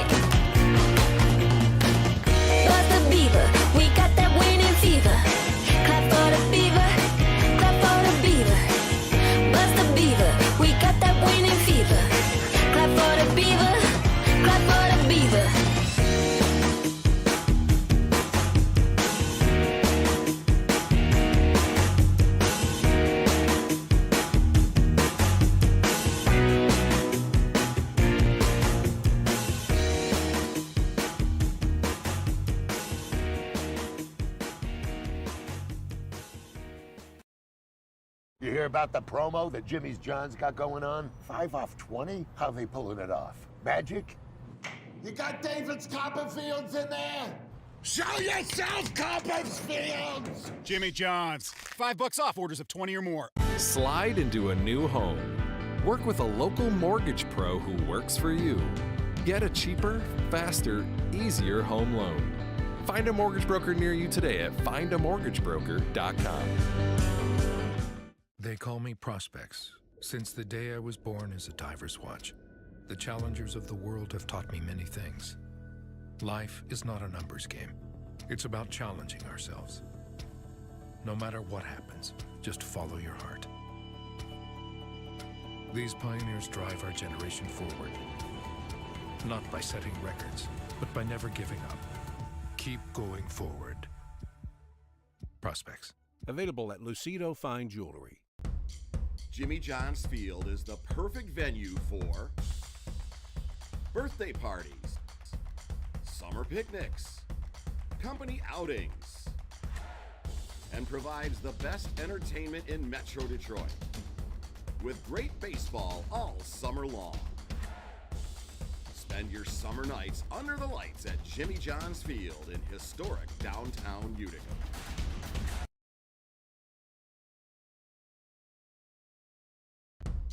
Jimmy John's Field is the perfect venue for birthday parties, summer picnics, company outings, and provides the best entertainment in Metro Detroit. With great baseball all summer long. Spend your summer nights under the lights at Jimmy John's Field in historic downtown Utica. There are things you can rely on in this world, like your dog being happy to see you, coffee getting you through the day, and the government changing business regulations. And when it comes to navigating those regulations, you can rely on Tryon and its team of attorneys. Tryon can also tackle time-consuming HR tasks like payroll and employee benefits, so you can stay focused on growing your business. With Tryon, you don't have to grow it alone. Visit RelyOnTryon.com. You can always rely on Tryon. Welcome into our Detroit Mercy postgame show with our player of the game and undoubtedly Trevor Jackson. Trevor, a fantastic game today. We couldn't talk about it enough. 8 strikeouts, 7 innings, the farthest any starting pitcher in the USPBL has gone this year. Just 2 walks, 2 runs. Obviously, that last solo shot from Dwayne was kind of just one maybe bad pitch. But let's start with the 7 innings. Nobody's gone that deep. We talked about it today. A lot of guys we see taper off around 4 or 5. We kind of saw that from Cook today. And I was actually speaking with Mitch Aker, the pitching coordinator, before about the short list of guys who we think can get to that 6-inning mark. And you were the first name that came to mind, and you did it today. Yes, sir. I just tried to work the fastball early in the count, early in the game, working both sides, get the defense involved, first 2-3 pitches. And then it was the first time out there with Felix. I felt like we were on the same page, so he worked a good game right there. Felix Alvarez, obviously the new catcher, rejoining the USPBL with the Beavers recently. And as part of that longevity that, you know, some of these guys were here last year, or maybe you didn't play as late into the season as you did at Abilene Christian, you know, you're kind of in end-season, mid-season form coming over from there. Do you feel like that helped you? Yes, I definitely think that helps. Like, as soon as season ended, I drove up, like, literally 2 days after, got thrown off the mound with the regular schedule, so no breaks in between, rolled right in. It felt good. And so despite all your efforts today, a very close game, 3-2, you guys pick up a much-needed win, the second of the weekend against the Mammoths. You guys are back in the conversation now, 5-9, so are the Mammoths. The Hoppers just a little bit ahead of you guys. Obviously, the Unicorns well away above everybody at 12-2, but kind of good to pick up the 2 wins this weekend and get back into that conversation with the rest of the league. Yes, sir. We started off to a little rough start, but I think we got some new hitters. We're hitting the ball pretty well. We got some guys in the back of the bullpen that can shut it down, so we're looking good. Well, that's Trevor Jackson, our player of the game on the Detroit Mercy post-game show. We'll see you later in the week on Friday for more USPBL baseball. For Aaron Gemmel, I'm Brennan Shabat. That's Trevor Jackson. Thank you so much for joining us, and have a great rest of your Sunday.